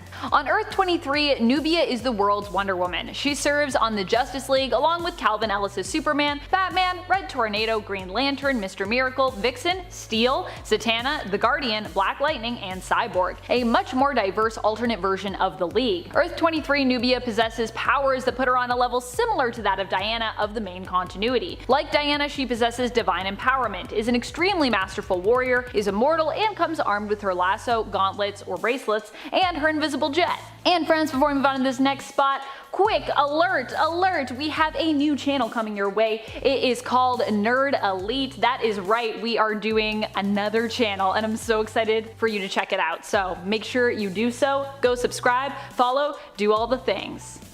Number 3. Donna Troy, aka the original Wonder Girl. Donna Troy has also gone by a few other names over the years and had her origins reworked a few different times. Currently, her backstory is that she was built as a weapon to be used against Wonder Woman, being created by the Amazon witch Darano, vengeful ex of Queen Hippolyta. Donna, however, would overcome her villainous origins and become a hero in her own right, taking up the mantle of Wonder Girl and serving on the Teen Titans. Back in the New Earth continuity, Donna Troy took up the mantle of Wonder Woman during the events of 1 year later, after Diana stepped down in order to do some soul searching. Number 2. Hippolyta. Hippolyta is of course her own character and the mother of Diana Prince, aka our main Wonder Woman, but currently in the comics she has also moved over to become the new Wonder Woman with the Justice League. Hippolyta decided to take her daughter's place as one of Earth's most powerful heroes following the events of Dark Knight's death metal, where Diana basically became one with the cosmos after taking on the power of Perpetua and sacrificing herself to save the multiverse. As Diana rests, Hippolyta decided she should take up her daughter's mantle and has left Nubia to rule Themyscira in her place. Hippolyta is one of the most gifted Amazons around, being a gifted and wise leader, impressively fierce warrior, and brilliant strategist. Number 1. Aurora of Themyscira. This version of Wonder Woman comes to us from the Amalgam Universe, a crossover world where DC and Marvel characters become merged together. If you're a Marvel and Mutant fan like me, you probably already guessed which Marvel character Diana was combined with here. Aurora of Themyscira is a combination of both DC's Wonder Woman and, of course, Marvel's Storm, a famous member of the X-Men and former Queen of Wakanda. Combining both the powers and abilities of these two powerhouse characters makes Aurora one of the strongest alternate versions of Wonder Woman we've seen yet. And one of my favorites. Number 10. Carnage. In the Ultimate Universe, there have been a few different versions of Gwen Stacy. My favorite of the two is her clone version, who ends up becoming Carnage. In the Ultimate Universe of Earth 1610, Carnage is also the monster responsible for Gwen's death, which makes her becoming Carnage even more dark and twisted. She ends up being cloned and bonded to the symbiote, regaining all the memories she had up until and including her death. This version of Gwen is later stated to be an exact replica by Tony Stark. Here, Gwen's personality was different from her 616 counterpart. While she was quite intelligent still, she also enjoyed causing some trouble and was more of a rebel. Before her death, Gwen had stated she wasn't romantically interested in Peter, easing the jealous mind of Mary Jane. In the Ultimate Universe, similar to the 616 reality, MJ, Peter, and Gwen are all close friends. Or they were until she died. Actually, I think they become close friends again even after, so it all works out. Number 9. Gwen Grey. We haven't seen this version of Gwen yet, but it is one of the ones we should be seeing in her new limited series Spider-Gwen Gwenverse. This series is slated to come out in February, so we haven't seen any of these Gwen alternates in action just yet. However, we have seen some pretty spiffy character designs featuring some of these alts. Jean Grey alt Gwen J included amongst them. It's also not clear if all of the alternate Gwens will be making an appearance in the series or just on alternate covers for certain comics. Gwen Grey, we can assume, will be a powerful telekinetic and telepathic mutant who will at least appear once on the alternate cover for Amazing Spider-Man issue 88, with art by Francesco Manna. And friends, before we move on to this next spot, if you are loving this list and you want more Spider-Gwens, 1, you should go pick up this Gwenverse comic when it comes out in February, and 2, you should let us know that you like it by clicking that like. Then we'll do some more Gwen lists for you. Yay! Number 8. Joyce Delaney. There have been many Gwen clones throughout comic book history ever since her fateful and tragic death. However, none of them have probably been as long-lasting as Joyce Delaney. Joyce was the first clone of Gwen made by the Jackal, simply to punish Peter Parker. Jackal, in case you didn't know, is Miles Warren, former professor of Gwen's, who was in love with her. He blamed Peter for Gwen's death. In truth, Joyce, it turned out, wasn't a real clone, but simply a student of Miles's who was genetically altered to become identical in appearance to Gwen. She would for a time settle down and marry a Miles Warren clone who took the name Warren Miles. I kid you not. However, eventually Joyce, like so many other Gwens before her, would die at the hands of another Gwen Stacy clone. Clones on clones on clones. Not to say that many Gwen Stacy clones have died at the hands of a Gwen clone, but just many of them have died. Yes. Number 7. Spider-Gwen? No, not that Spider-Gwen from Earth 6-5, who is like the main point of this list. I'm talking about Spider-Man Spider-Gwen. Spider-Girl? Spider-Gwen? There was already a name Spider-Gwen of Earth 6-5 had, wasn't it? I think she was already a Spider-Girl. I don't know how to name this without making it confusing, so let me just explain it. One of the alternate covers we'll be getting for the Spider-Gwen Gwenverse comic, issue number 1, features a look at an alternate Gwen who is dressed in Spider-Man's costume, implying that we could get an in-depth look at an alternate who more literally became the alternate of Peter Parker's Spider-Man. But of course, in female form, in Gwen form if you will. I personally would be interested to see this if she is one alt that does get featured. Does she have an Uncle Ben that taught her with great power comes great responsibility? Does she work for the Daily Bugle? Who will fill in as the Aunt May of her story? Will she also end up in a love triangle with an alternate version of herself and MJ? Who will be her Green Goblin? These are questions I'd love to see answered as we learn more about this alternate potentially in the Gwenverse comic. Potentially. I don't know if she'll be in it, but she's on a cover. Number 6. Abiel. Remember when we talked about Joyce being the first clone of Gwen? Turns out, retroactively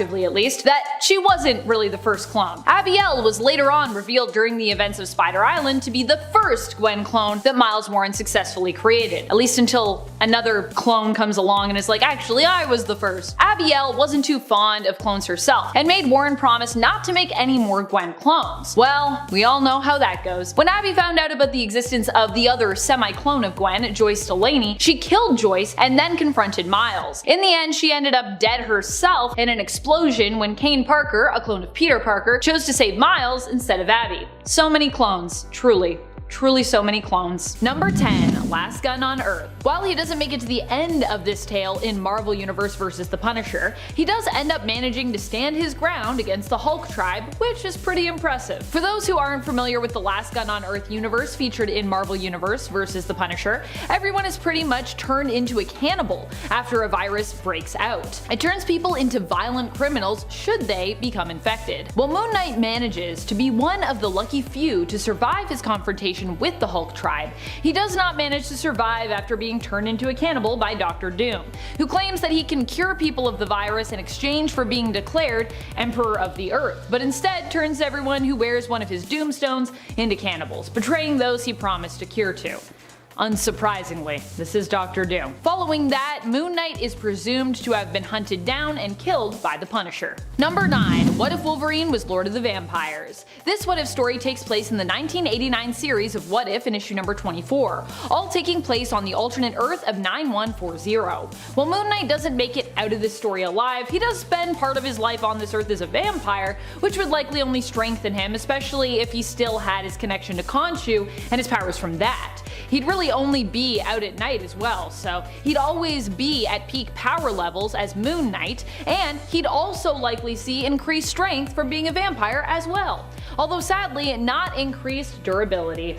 Rats. Moon Knight was believed to have perished along with the other vampires when Wolverine, after having his humanity brought back to the surface by Stephen Strange's ghost, reads the Montesi formula. Sadly, all the vampires go bye-bye. And friends, if you haven't already, please head on over to Facebook, where we are also there, and check us out. Make sure you give us a follow and check out our content there as well. It really does help us out. So thanks. Number 8. Marvel Cinematic Universe. While we don't yet know the extent of Moon Knight's powers in the Marvel Cinematic Universe, even following just episode 1, he seems to show a lot of potential, I'd say. The few scenes that we do see with Moon Knight, or more specifically that we get to see in the aftermath mostly of Moon Knight, show that he is a fierce and deadly fighter who doesn't just knock his opponents down, but even goes so far as killing them. True to the comics, he is brutal and bloody in terms of how he approaches dealing with those who stand against him, and even when completely outnumbered and in some cases unarmed, he manages to handily take down his enemies. I mean, he fought a bunch of armed opponents with simply a golden scarab at one point, and I don't think that scarab would have made a great weapon per se. It's just a scarab as far as I know. I mean, I'm sure it's important, but I don't think it's like a secret weapon. I don't think it's that kind of important. It's a different kind of important. Number 7. Spectre. Spectre was a member of Khonshu's Moon Knights in the reality of Earth 51910, where mutants were forced to build the pyramids in Khonshu's honor. Wanting to be free of their bonds and the goddess of the moon, they plotted to assassinate Khonshu. A team of mutants met with Spectre, who claimed to have defected. However, when the moon rose high, it didn't matter whether or not he had faith in his role as Khonshu's servant and knight. He was transformed into a werewolf and attacked the mutants. The mutants that survived were also transformed into werewolves and then sent back to their camp, bearing Khonshu's mark, to destroy the other mutants who wanted her dead. Some pretty dark stuff. Spectre being a werewolf here also gives him added power and is also just pretty cool. So I was pretty excited to talk about it. I've always felt like it would make a lot of sense if there was stories where Mark Spector is like a werewolf, because there's that whole moon connection. Werewolves in the moon, Khonshu in the moon. Just saying. Connections. Number 6. Jessica Spectre. I just really love the idea of Mark having a daughter to take up his legacy, which is what this short story featured in Marvel Knights Millennial Visions from the early 2000s is all about. It's just a one-pager with a follow-up page showing Jessica, Mark's daughter in this reality, as the new Moon Knight. Relegated to Earth 8753, this is the only glimpse we've seen into this universe, but I'd honestly love to see more if that ever happened. I'd also love to see an alternate reality where the main continuity daughter of Mark and Marlene, Beatrice, follows in her father's footsteps and becomes a hero. Mark in this reality is dying of cancer, and so his daughter, Jessica, a scholar and archaeologist, who is also an already skilled combatant and martial artist, decides to take up the mantle of Moon Knight herself, inheriting her father's wealth and his responsibility as an agent of Khonshu. Also, kinda gives me Lara Croft vibes, which, you know, I'm very much always here for. I love Lara Croft, so. As soon as I read that, I was like, this sounds like Lara Croft to me, and I approve. Number 10. Distant Fires. In the world of the one-shot comic Superman Distant Fires, nuclear war has thrown the world into Armageddon, with the resulting radiation actually robbing the superheroes of their powers. The Billy Batson of this story is actually still able to practice transforming into Shazam, but this only works for short periods of time, and each time it happens, it actually damages the Earth. When Superman turns out alive, Billy is a little less than thrilled, as before the war, he was always playing second fiddle to the Super Boy Scout. His feelings of resentment intensified to a new level though when Clark Kent and Wonder Woman fall in love, as Billy had the hots for her. This drives him to the dark side, and he joins the side of the evil mutants, even taking pleasure in killing Wonder Woman. This enrages Superman, and the two battle on top of a volcano. After his own power betrays him, Shazam is struck down by his own lightning bolt, and Superman throws him in the volcano. Nasty way to go. Number 9. Injustice Shazam. In the Injustice storyline, young Billy Batson is somewhat persuaded and bullied to be part of Superman's new regime. After several not so great decisions from Superman, including his killing of Lex Luthor that Billy aided in, Shazam turns against Superman when he decides to plan to destroy Metropolis and Gotham, as well as invade the duplicate dimension as revenge for interfering in his plans. He stands up to the super dictator, but when he mentions Lois's name, Superman goes off the handle, grabbing Shazam by the throat, freezing his mouth shut, and burning his brain through his eyes with his heat vision. Yikes! His death led the Flash and Green Lanterns to join Batman's side at least. Number 8. Just Imagine's Shazam was named Robert Rogers. And instead of turning into a handsome black-haired hunk, when Rogers yelled Shazam, he turned into a big, pink, Demon. He gets a magical power boost, demon wings, super strength and durability, and a lovely bone necklace. Unlike being powered by the wizard Shazam, he's actually powered by the wizard Merlin of King Arthur legend, and tasked with defeating Morgan Le Fay, which is kinda cool. Fun fact, this story was actually written by Marvel's Stan Lee. Excelsior!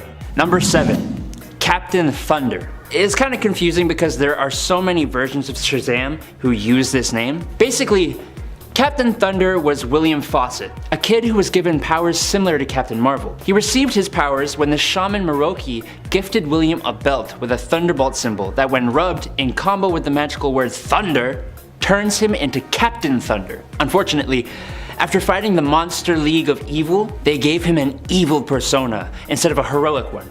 So, when Captain Thunder first appeared in Superman 276 in 1974, he was helping robbers instead of fighting them. It's only after Superman urges Thunder to use his wisdom to fix what happened and to make him go back to his own Earth. There was a much cooler version of Captain Thunder in the Flashpoint timeline with a sweet battle tiger, who you'd probably think of when I say Captain Thunder. Number 6.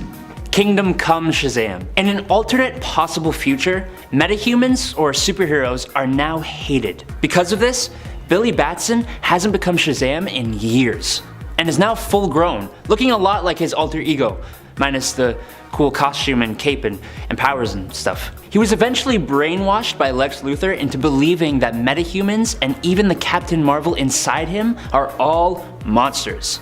In time, Bruce Wayne tries to convince Billy otherwise, which eventually forces him to turn into Shazam once more, breaking open the metahuman prison and starting a massive war that puts the whole world at risk.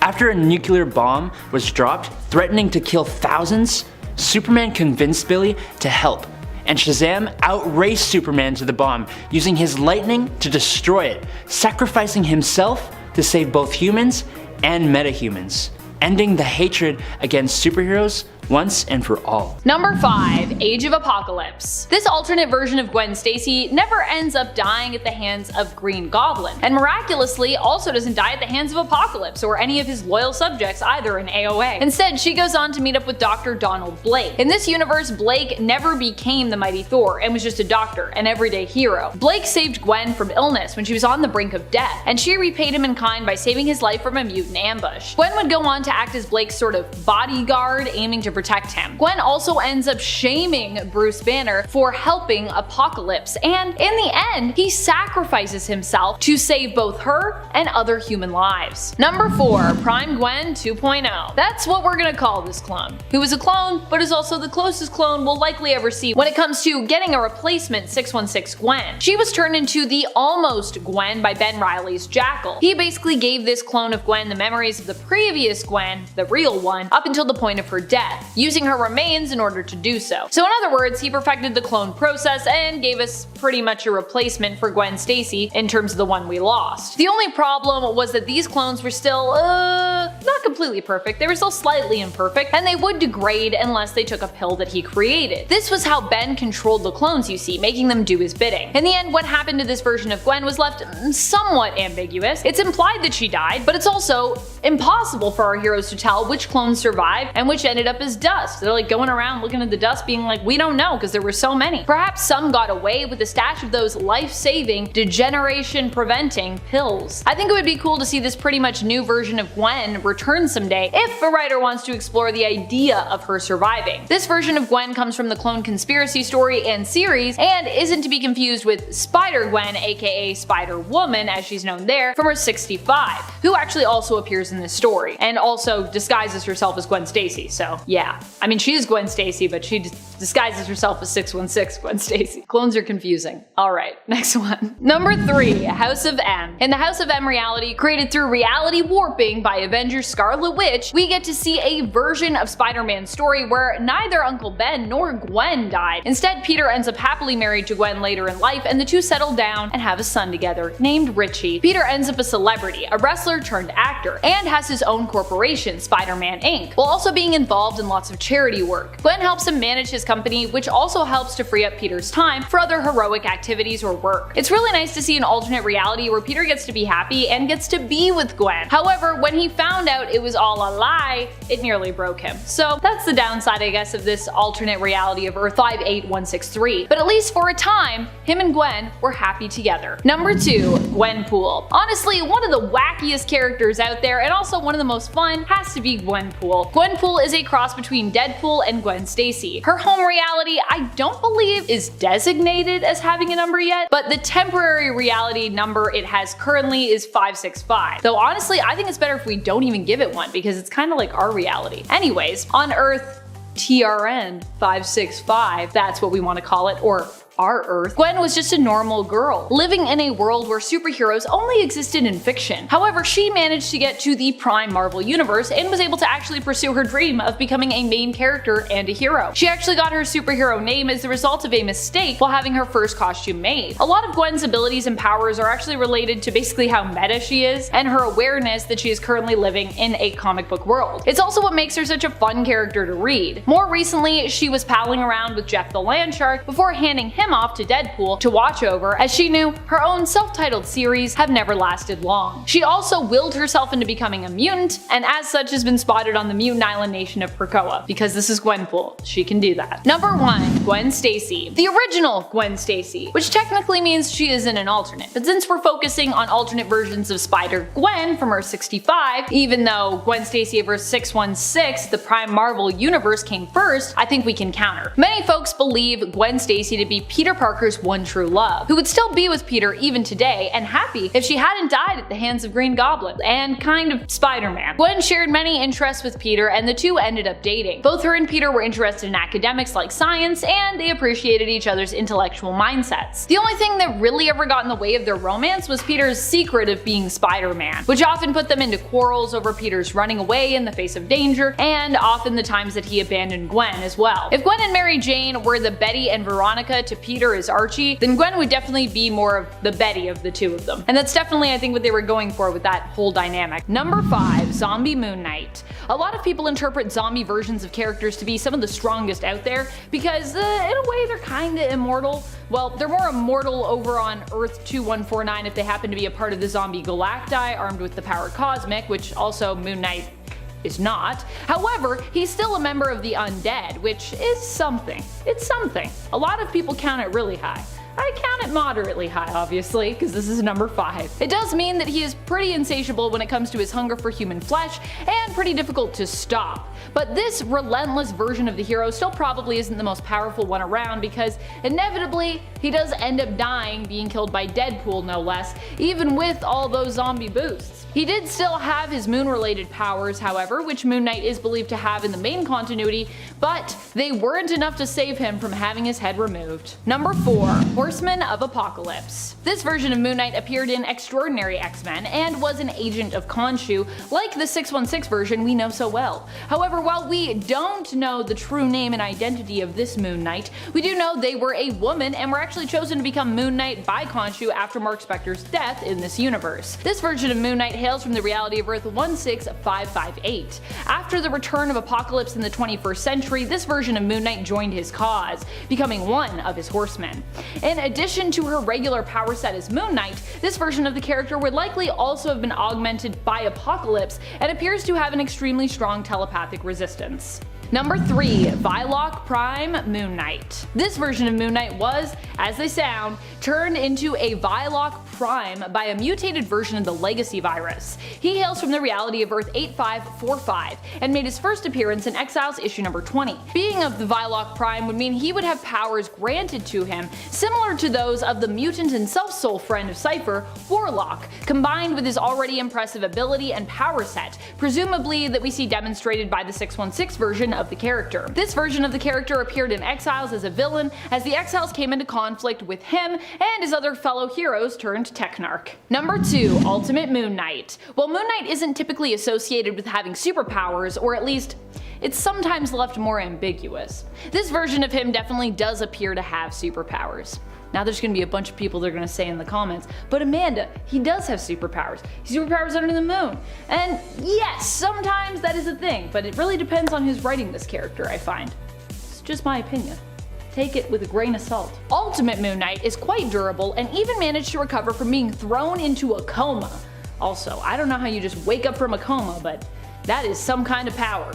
He also exhibited levels of super strength, at least based on feats that we've seen him accomplish, but there is also just the fact that even in the Ultimate Universe, Moon Knight himself receives a mystical power upgrade as well from Doctor Strange Jr., the son of the original alternate version of Stephen Strange, who in this universe went MIA, and later on his son inevitably basically goes on to take his place. I'm like, let me tell you about the Ultimate Universe quickly.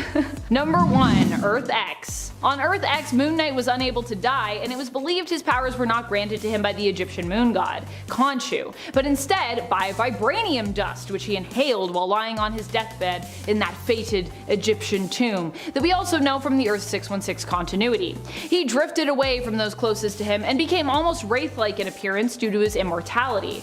Oh yeah, he also ended up becoming immortal, thanks to the Reanimator Stone.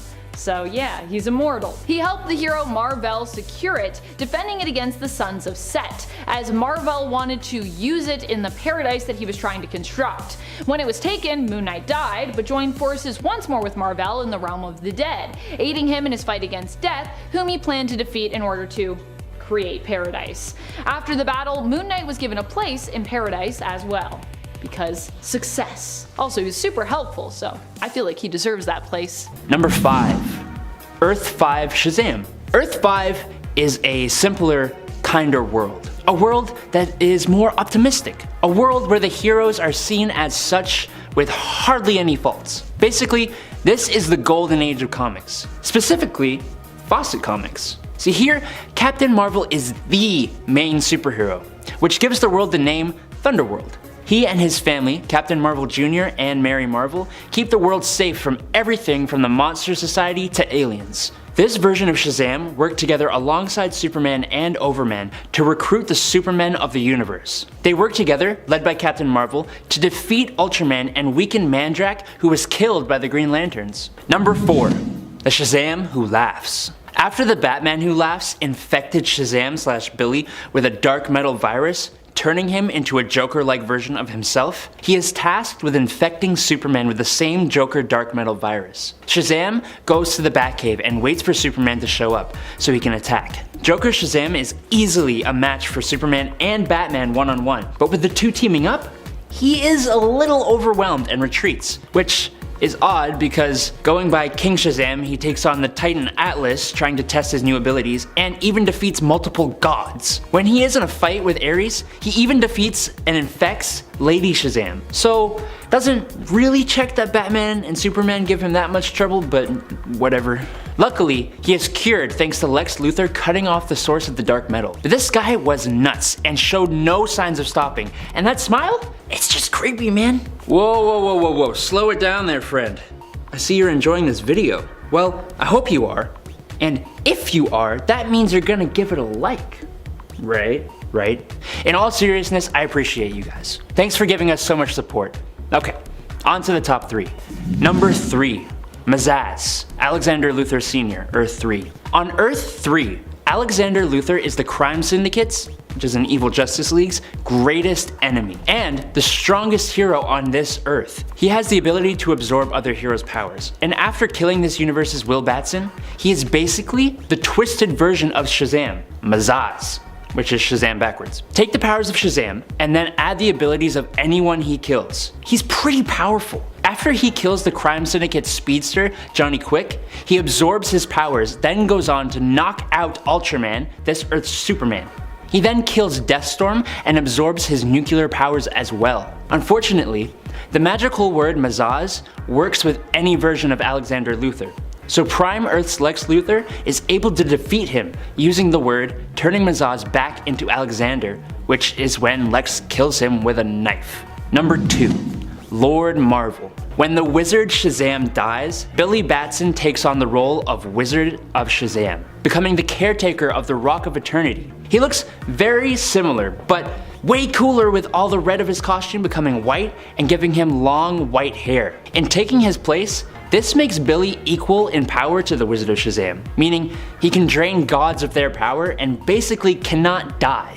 The Wizard was even able to stalemate with the Spectre, who is the embodiment of God's vengeance. I think this is easily the strongest version of the character, but if we don't see that power being used, it's kinda hard to say. Number 1. God of Gods Shazam. During the Darkseid War event, after Darkseid is defeated, the pantheon of gods who give Shazam his powers is revamped. He gains new godfathers. But these guys are all really doubtful of Billy being able to harness their power effectively. But when presented with a new foe, Billy proves them all wrong. This new Shazam is able to defeat Yuga Khan, who is the father of Darkseid. While most of his powers are the same, he gains boldness, the ability to manipulate the powers of the Source, and the ability to manipulate the fires of Hrongmir. He also gains the power of the new Wizard of Shazam and Yuga Khan himself, who it is revealed is one of the new gods. All this matched with the creativity and ingenuity of being human. Number 10. Ultimate Storm. While Storm is considered an Omega level mutant and is also the queen of mutant Mars currently in the Ultimate Universe, she isn't quite as powerful. Here Storm still has her weather manipulation mutant powers, but she also doesn't seem to have immunity to them, and they aren't quite as powerful as her 616 version. Now I put mutant in quotes there because the mutants really aren't quite the same in terms of their origin in comparison to her 616, so I'm not sure if we even really consider them mutants following the revelation that they were created as a result of Super Soldier Serum, basically experimentation runoff. Storm in the Ultimate Universe of Earth 1610 can use her powers to influence the weather by commanding meteorological energy patterns. However, this doesn't mean that she herself is immune to their effects. She can potentially electrocute herself, catch fire, or even catch a cold just from being out in the rain too long, which aren't really symptoms that 616 Storm seems to be vulnerable to. She is still, however, a skilled and agile thief in this universe. Number 9. Queen of Asgard. Storm and Thor have always been a fan favorite ship for many comic book readers and lovers of the Marvel Universe.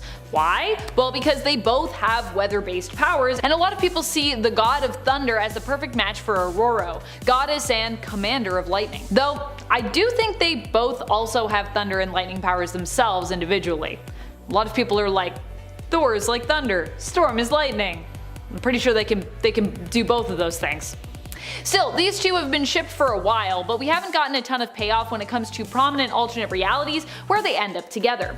Enter Thunderstorm. Thunderstorm of course never made it onto the comic book page, but was a character in development that creators Saladin Ahmed and Javier Rodriguez had hoped would get to show up in their Exiles run from 2018. Alas, the story never got on long enough for Thunderstorm to be introduced, which is the only reason this version of Storm, Thunderstorm's would-be mother who ended up as a ruler of Asgard and took Thor for her consort, is ranked so low on this list. She and her daughter never really got to exist, but the concept for Thunderstorm and her family is so awesome I just needed to talk about it. And technically the concept still exists in the world, so we could see Thunderstorm and we could see her mom at some point somewhere in the multiverse. It was an idea that was written down, and the concept art for it is beautiful. I love this design for Thunderstorm. And friends, before we move on to this next spot, if you are loving this list and you want more Storm lists, goodness knows I want to give you more Storm lists. Also, like, there's just not a lot of Storm content in the world of the internet, and there needs to be more of it for how much we love her. Be sure to let us know you want more of it by giving this video a thumbs up. Also comment below and tell me about how much you love Storm. Number 8. Storm, War to Come. It's the final countdown for this version of Storm. Here in the Millennial Visions short story X-Men War to Come, which apparently takes place on the alternate Earth of 1033, Storm is one of the final remaining X-Men who must fight against an all-powerful Magneto, currently in Rogue's body. This all happened after Magneto learned he only had a few months to live. This prompted him to attack, creating an all-out battle that would decide the future of mutant kind. Storm was gravely injured in that fight but survived. Storm's pain, however, was what inspired Rogue to give it her all in defeating Magneto. She absorbed his powers but also much of his mind and memories. As powerful as Magneto's consciousness was, he was able to overtake Rogue's body. Only Storm, Wolverine, and Nightcrawler remain on this Earth to stop him during a final stand in the Savage Lands. We don't know how that went, but we can assume it went well because Storm was among the 3 that survived, so Sounds like it's gonna go well to me. Storm, Wolverine, and Nightcrawler also sounds like a good OP team. Number 7, Mangaverse. There are kind of a couple different versions of Storm when it comes to the Mangaverse, but the one that I like the best is the one who is an all-powerful witch. She is not only a mutant but also a powerful magic user here who was once in a powerful coven with Amanda Sefton.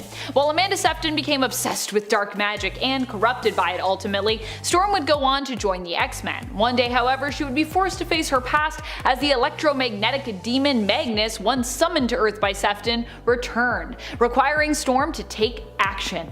This version of Storm, which we see in Marvel Mangaverse X-Men, is also a leader of the X-Men. Which honestly, Storm should be leader of the X-Men. She's a badass, alright? Actually, I can't believe, I feel like that's only happened a few times in the comics, and how disappointing. How disappointing. Number 6, Zombie Storm. Storm in the Earth Z alternate universe of Earth 2149 was actually pretty powerful and capable. Before becoming a zombie, she was one of the few remaining superheroes left alive. She is initially approached by Magneto along with the other X-Men to join him and help save the world. She also is one of the few who makes it onto the S.H.I.E.L.D. helicarrier, where Nick Fury debriefs them on the apocalyptic situation and calls for a cease of hostilities between all villains and heroes, as you know, right now they need all the help they can get to save the Earth from the zombie invasion. Eventually, Storm would become a zombie, but even then it is implied that she made it through till at least the zombie Galacti showed up. And let's be honest, not a lot of zombies made it past that point, so if you make it to that point, to me, you're doing pretty good as a zombie in Marvel Zombies. Number 5, Earth 15513, 1872. Technically, Earth 15513 is Battleworld, which is actually part of the modern Secret Wars story. The pocket dimension of the Valley of Doom is made of another Earth's version of the Wild West, mainly the town of Timely. Timely is run by its mayor, Wilson Fisk, and his enforcers, who ultimately answer to Governor Roxxon. Stephen Rogers is the sheriff in this here town, and he's a bitter but just man after the death of his deputy, Bucky Barnes. Anthony Stark is the town drunk, regretful of how his weapons were used in the Civil War. Natasha Romanoff is the widow of Bucky, with Bruce Banner being the doctor of the town. The new hero, Red Wolf, tries blowing up the Roxxon Dam, which almost results in his lynching, if it weren't for Sheriff Stephen Rogers, who saves him. Conflict blossoms when the agents of Roxxon, Bullseye, Grizzly, Elektra, and Dr. Octopus arrive in town and start running amok. Another story you have to read. I promise the steampunk looking Iron Man will not disappoint you. Number 4, Earth 717, Captain America in the Civil War. The what if stories are so cool.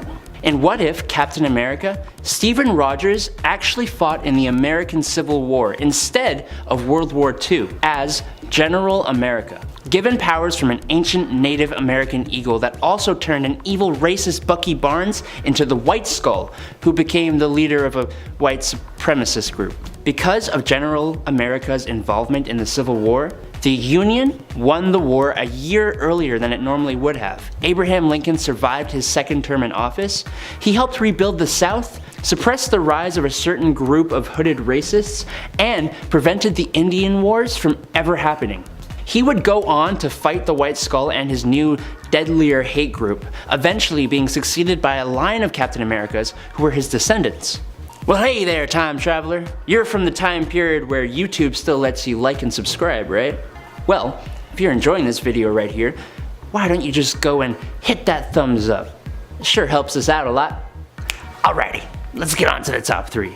Number 3, Earth 90214, Marvel Noir. In this alternate version of Earth, superheroes debuted in the 1920s and 30s instead of their normal timing. This Earth 90214 brought us Marvel Noir, with subsequent noir versions of Punisher, Wolverine, Iron Man, Daredevil, Luke Cage, the X-Men, and most famously, Spider-Man. Each story is a fresh, unique, and awesome take on each character, seeing how superpowers in this world are pretty much non-existent except for a few characters. For example, Spider-Man was bitten by a spider, but instead of being based in science, his powers derived from a spider god. Or Wolverine didn't actually have claws, he just carries like brass knuckle blade things. Another example would be the X-Men, who are actually a group of sociopathic criminals, led by an Xavier who believed sociopathy was the future of the human species. which is just incredible. Number 2, Earth 811. Days of Future Past. Earth 811 is a future timeline where Sentinels rule over North America. After their creation, almost all mutants have been hunted and exterminated. The mutants that were not killed are kept in concentration camps. Even the heroes who aren't mutants have been exterminated. The Avengers, the Fantastic Four, Spider-Man, Daredevil, they're all gone. But hey, this is the future, not the past. Yeah, I'm getting there, okay? Rachel Summers, the daughter of Jean Grey and Scott Summers, uses her telepathic powers to send Kitty Pryde's mind back into her younger self's body. Specifically, Kitty's mind went all the way back to the Halloween of 1980, where she informed the X-Men of what their future could become, and they prevented the assassination of Robert Kelly. The story is a whole lot more complex than that, and is also one of the most prized Marvel stories, so give it a read!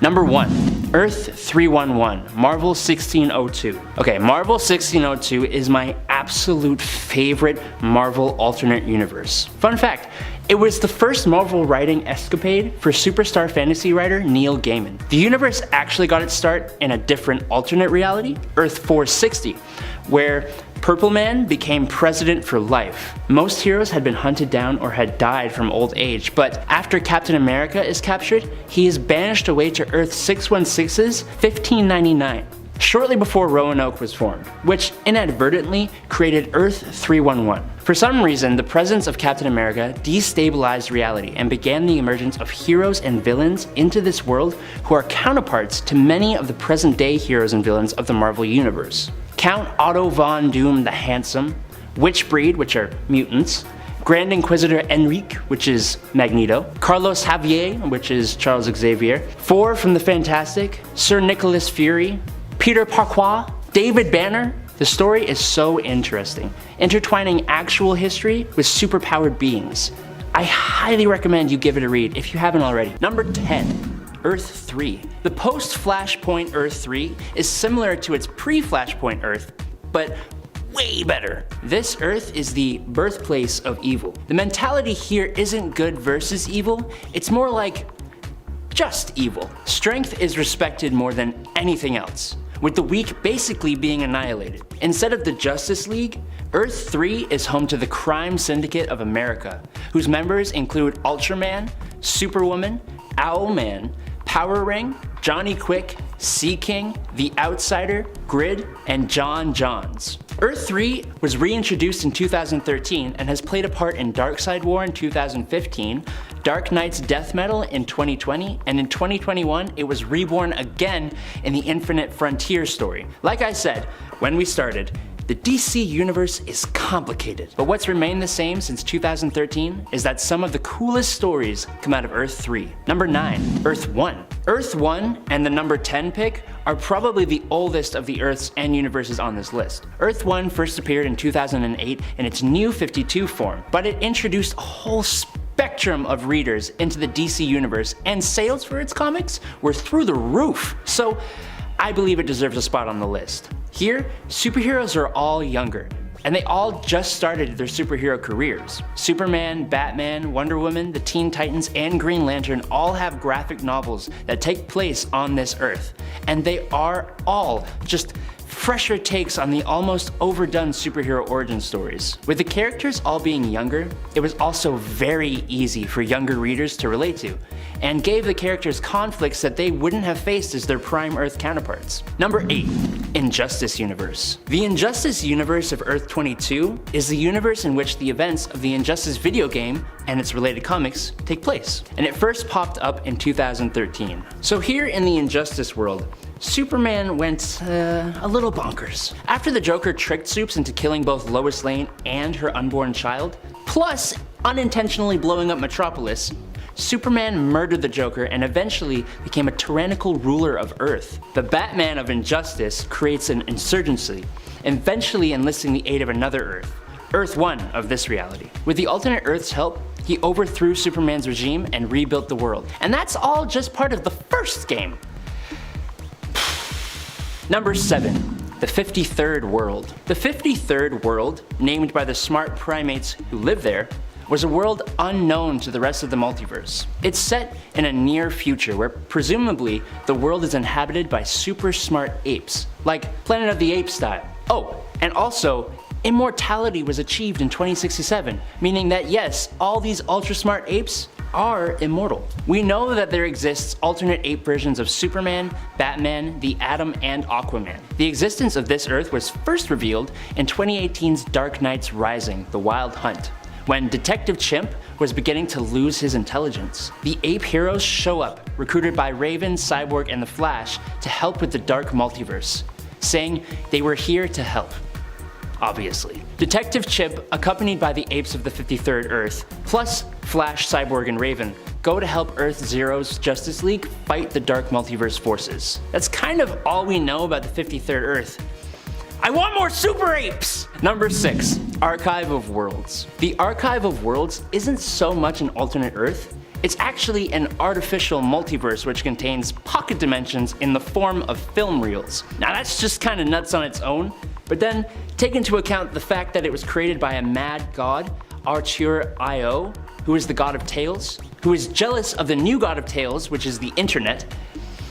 It's pretty nuts. He tried to steal the new god's soul and was instead encased in a Wayne Tech satellite where he created the Archive of Worlds. First appearing in Batman/Superman Volume 2, number 16 in 2021, the pocket dimensions include a world where Superman never came to be, as well as one where Batman never came to be, a world based on hell, a western world, a world based on the life of Alana Strange, and so many other unnamed worlds. Artur.io eventually was cured by Batman, and he instead became Observer.io, which is a lot nicer. Number 5. Wind Rider.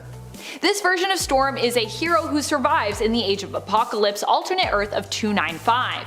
Here Storm goes on to become enhanced by celestial technology, granting her precognitive powers.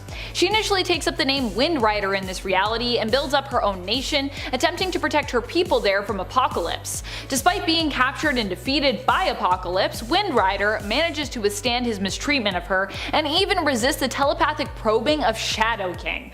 It's pretty crazy, because Shadow King is pretty powerful.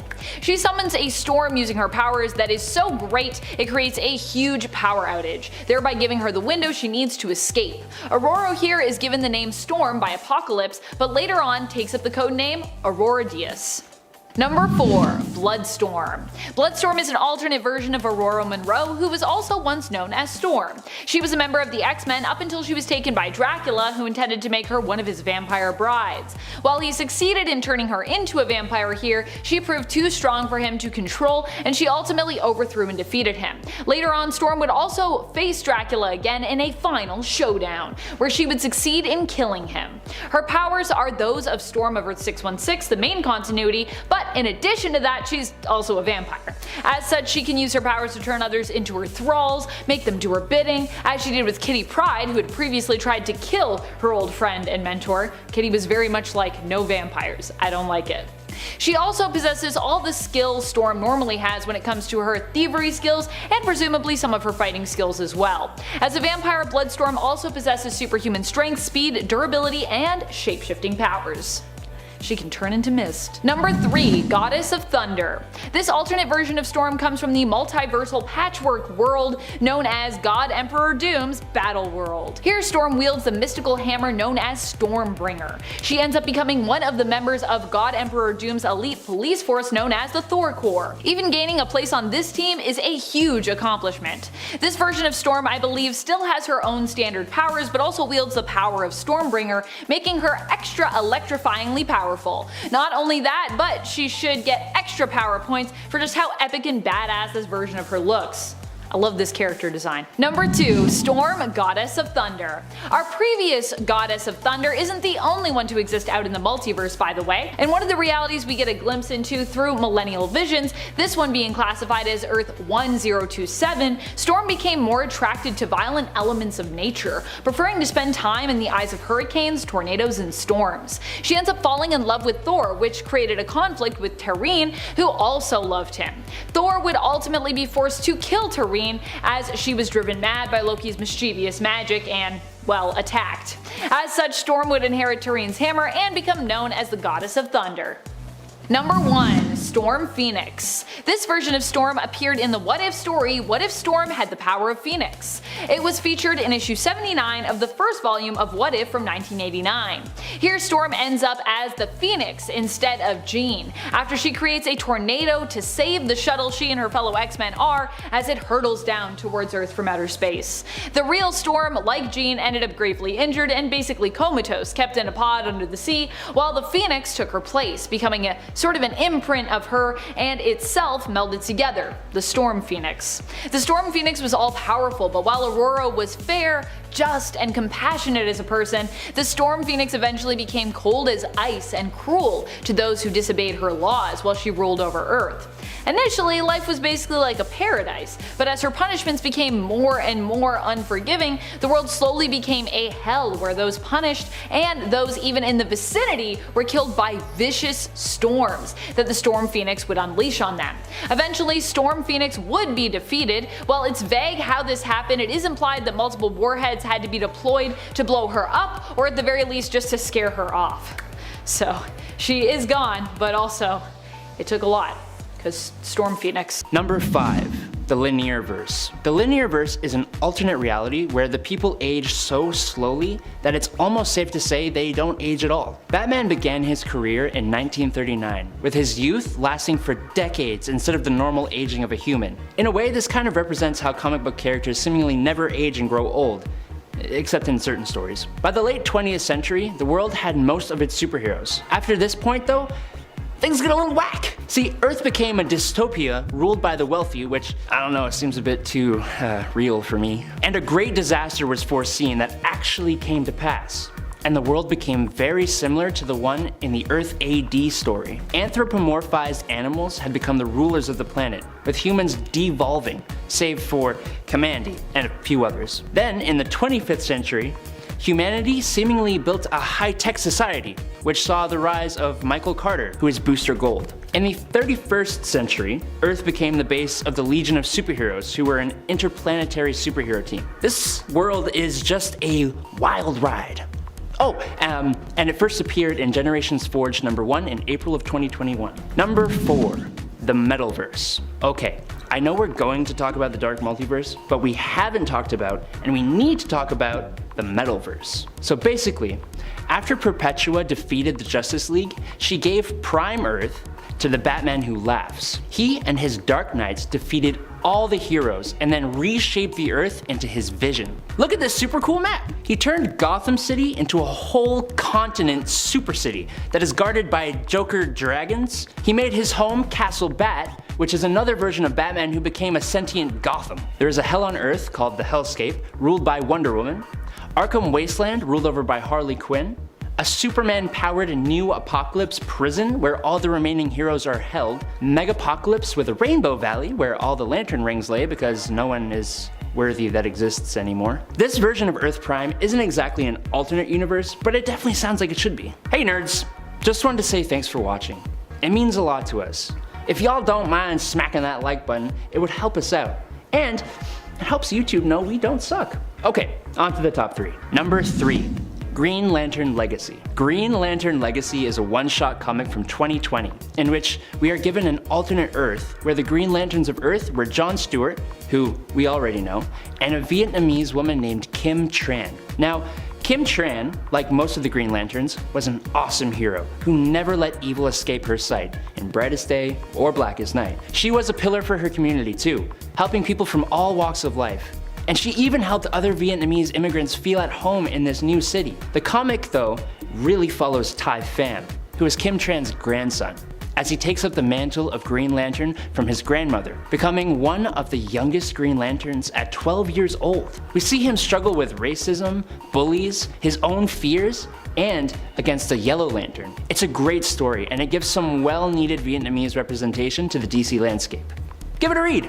Number 2, Deceased. You know how Marvel has the Marvel Zombie storyline? Well, this is basically DC Zombies. That's a bit of an unfair comparison though. The two stories are very different, with the DC version ultimately being slightly more grounded and emotional. In this reality, Cyborg has been captured by Darkseid on Apokolips, and it's revealed that the anti-life equation lives inside him. When Darkseid tries to take the equation, it is instead corrupted, causing Darkseid to explode Apocalypse. But not before Cyborg was sent to Earth. Once he arrives, he inadvertently infects the entire world with the anti-life equation, which has taken the form of a techno-organic virus. This turns millions of people and a lot of metahumans into zombies. The story follows the survivors as they try to quell the threat, and eventually leave the Earth to settle a new home. I kinda prefer this to the Marvel Zombies story.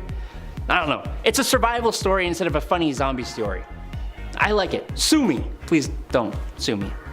Number 1. Dark Multiverse. First appearing in Dark Knight's Metal #1 in 2017, the Dark Multiverse is basically the shadow version of the regular DC universe that resides underneath the primary one. So there are negative versions of the 52 Earths of the regular multiverse, but it was also originally the World Forge, meaning it has so many more worlds. For example, there are worlds born from sentient life's hopes and fears. Honestly, each world here could take up a point on this list, but it feels like that's cheating a little. The World Forger was the master of this domain and created the Great Dragon, Barbatos, to destroy unstable realities that couldn't join the Orrery of Worlds. Barbatos, manipulated by Perpetua, rebelled and defeated the World Forger, creating the Dark Multiverse. A lot more happens after that, but I can't cover that in a 1-minute segment, so Dark Knight's Metal is an amazing story and it deserves your reading. Number 10. Tech On. In this 2021 storyline, the Red Skull comes into a new power that removes the powers of other heroes. Tony Stark uses his technology to create the Iron Avengers. Captain America, Captain Marvel, Black Panther, Spider-Man, Wolverine, and obviously Iron Man, basically the most popular Avengers, all get Iron Man-like mech suits that they can use to fight against similarly meched up villains. The whole thing was basically a partnership with Bandai Namco to create Avenger-themed mech toys. So it has no numerical Earth number. But who cares?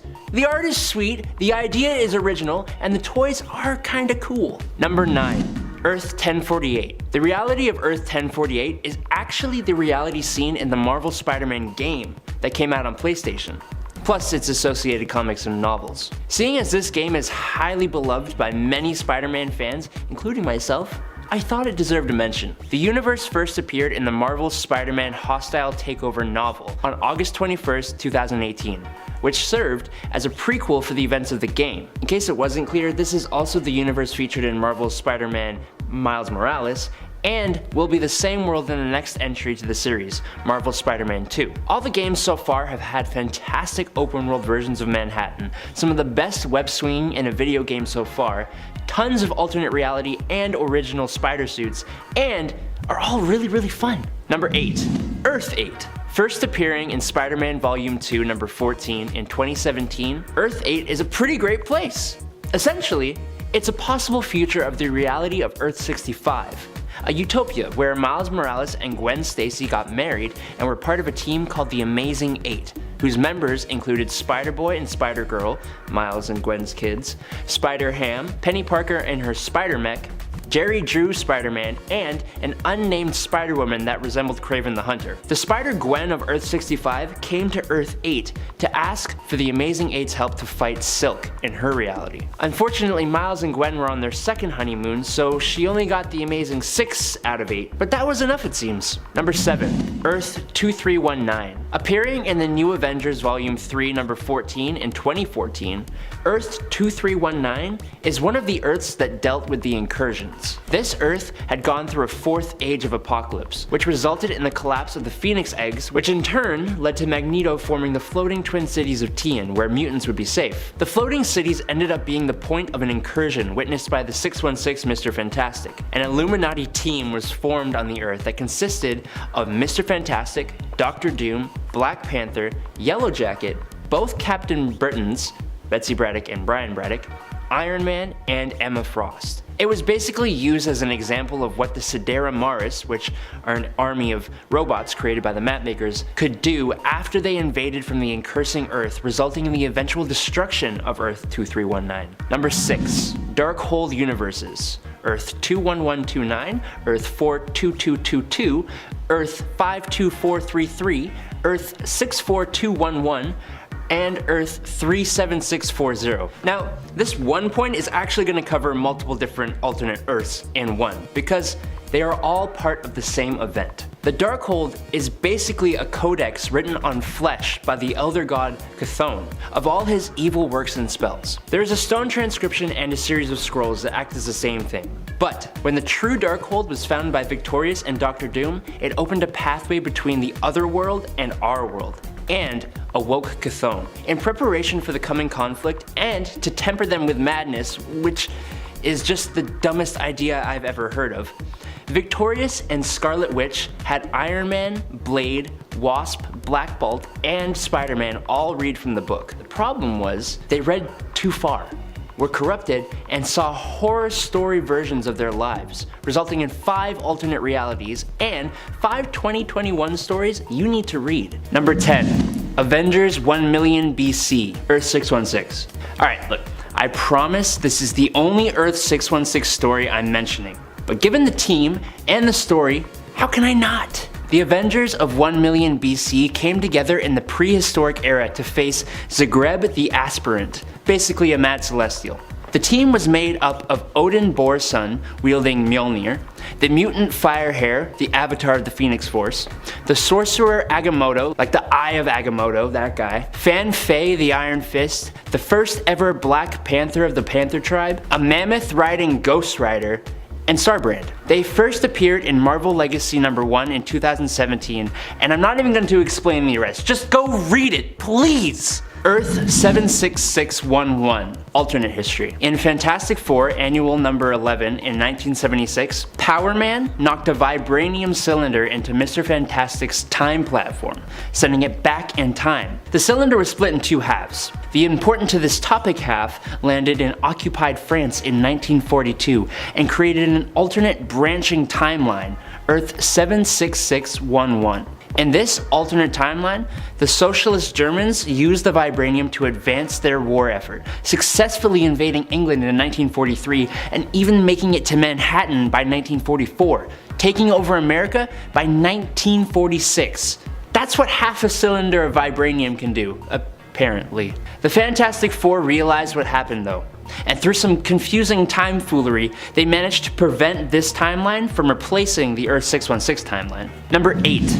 Earth 9591, Ruins. This alternate reality is going to be the most recent one, taking place in the 90s. The timing of this one doesn't factor so much into its story though, as the more relevant detail is that this is the universe where literally everything goes wrong. The entire Fantastic Four, except Ben Grimm, who was replaced by Victor Von Doom, died on their test flight. The X-Men are held in a prison in Texas where they are horribly disfigured to stop them from using their powers. Peter Parker's spider bite caused an infectious rash that mutated his entire body and caused his hair to fall out. Bruce Banner becomes a monstrous mass of tumors.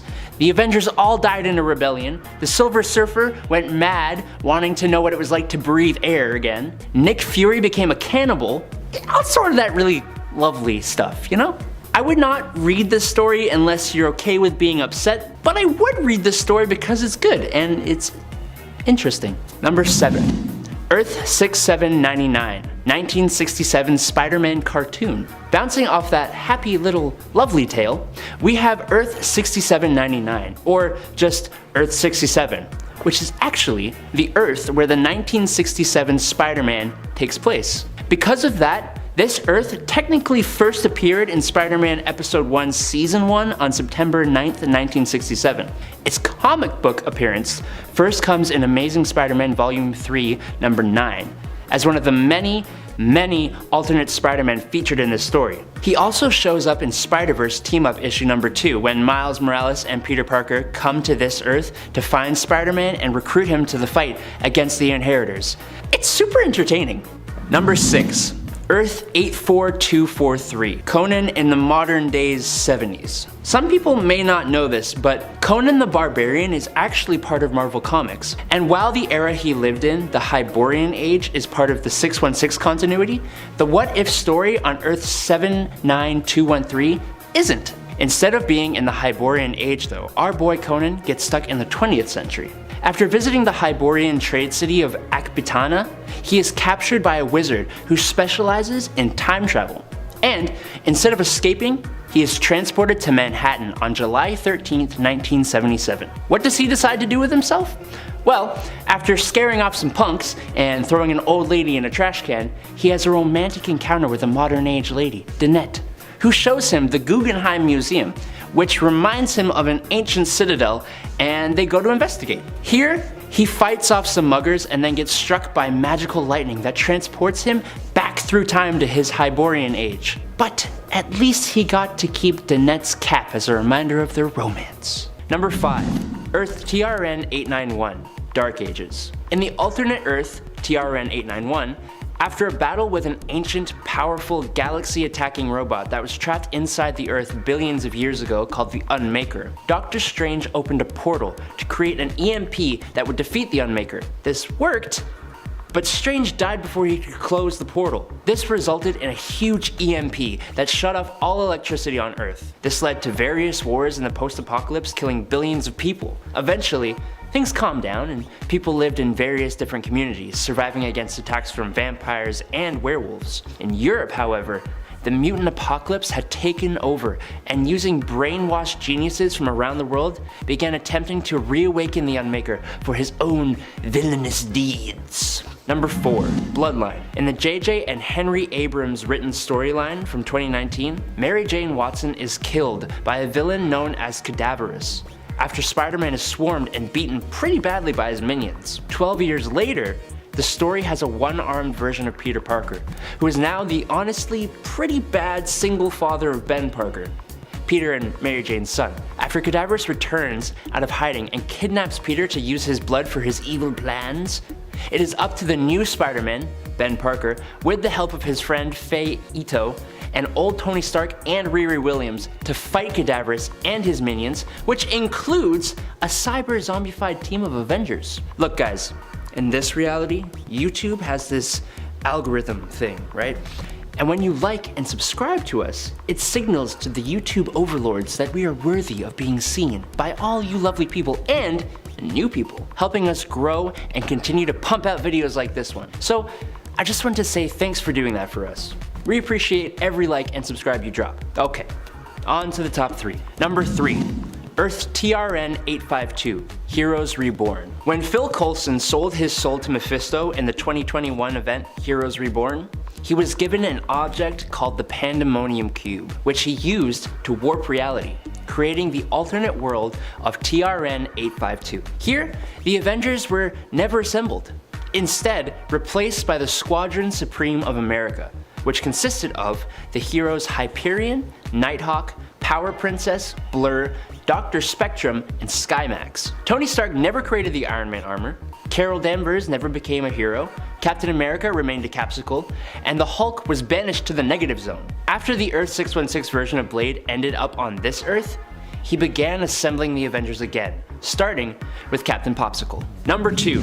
Earth 001, home of the Inheritors. First appearing in Superior Spider-Man number 33 in September 2014, Earth 001, or Loomworld, is home to the Inheritors, who are a clan of very strong beings who hunt and feed upon the life force of animal totems, specifically spider totems, meaning all the Spider-Man and women of the Marvel multiverse. Loomworld is also the home to the Master Weaver and the Web of Life and Destiny, which is basically a model of the entire universe and allows for travel to different realities. The Web of Life and Destiny and the Master Weaver were captured by the Inheritor family, who used it to hunt various Spider-Men. The event this takes place in is an awesome one, and if you get the chance, I highly suggest that you give it a read. Number 1. Earth 15513, There Was Nothing, followed by everything. Swirling, burning specks of creation that circled life-giving suns. God, Doom, created the light. Then there was Earth. The firmament cooled and he raised up a land, this holy land, the world, and upon it he set his kingdoms. Earth 15513, also known formerly as Battle World, and more recently as Battle Realm, is where God Emperor Doom created his new world, using the power of the Beyonders after the destruction of the multiverse in the 2015 Secret Wars event. After the final battle between God Emperor Doom and Mr. Fantastic, Battleworld was destroyed and became the center of the new multiverse. The remaining reality became Battle Realm, where the Elders of the Universe, the Grand Master and the Collector, held the Contest of Champions.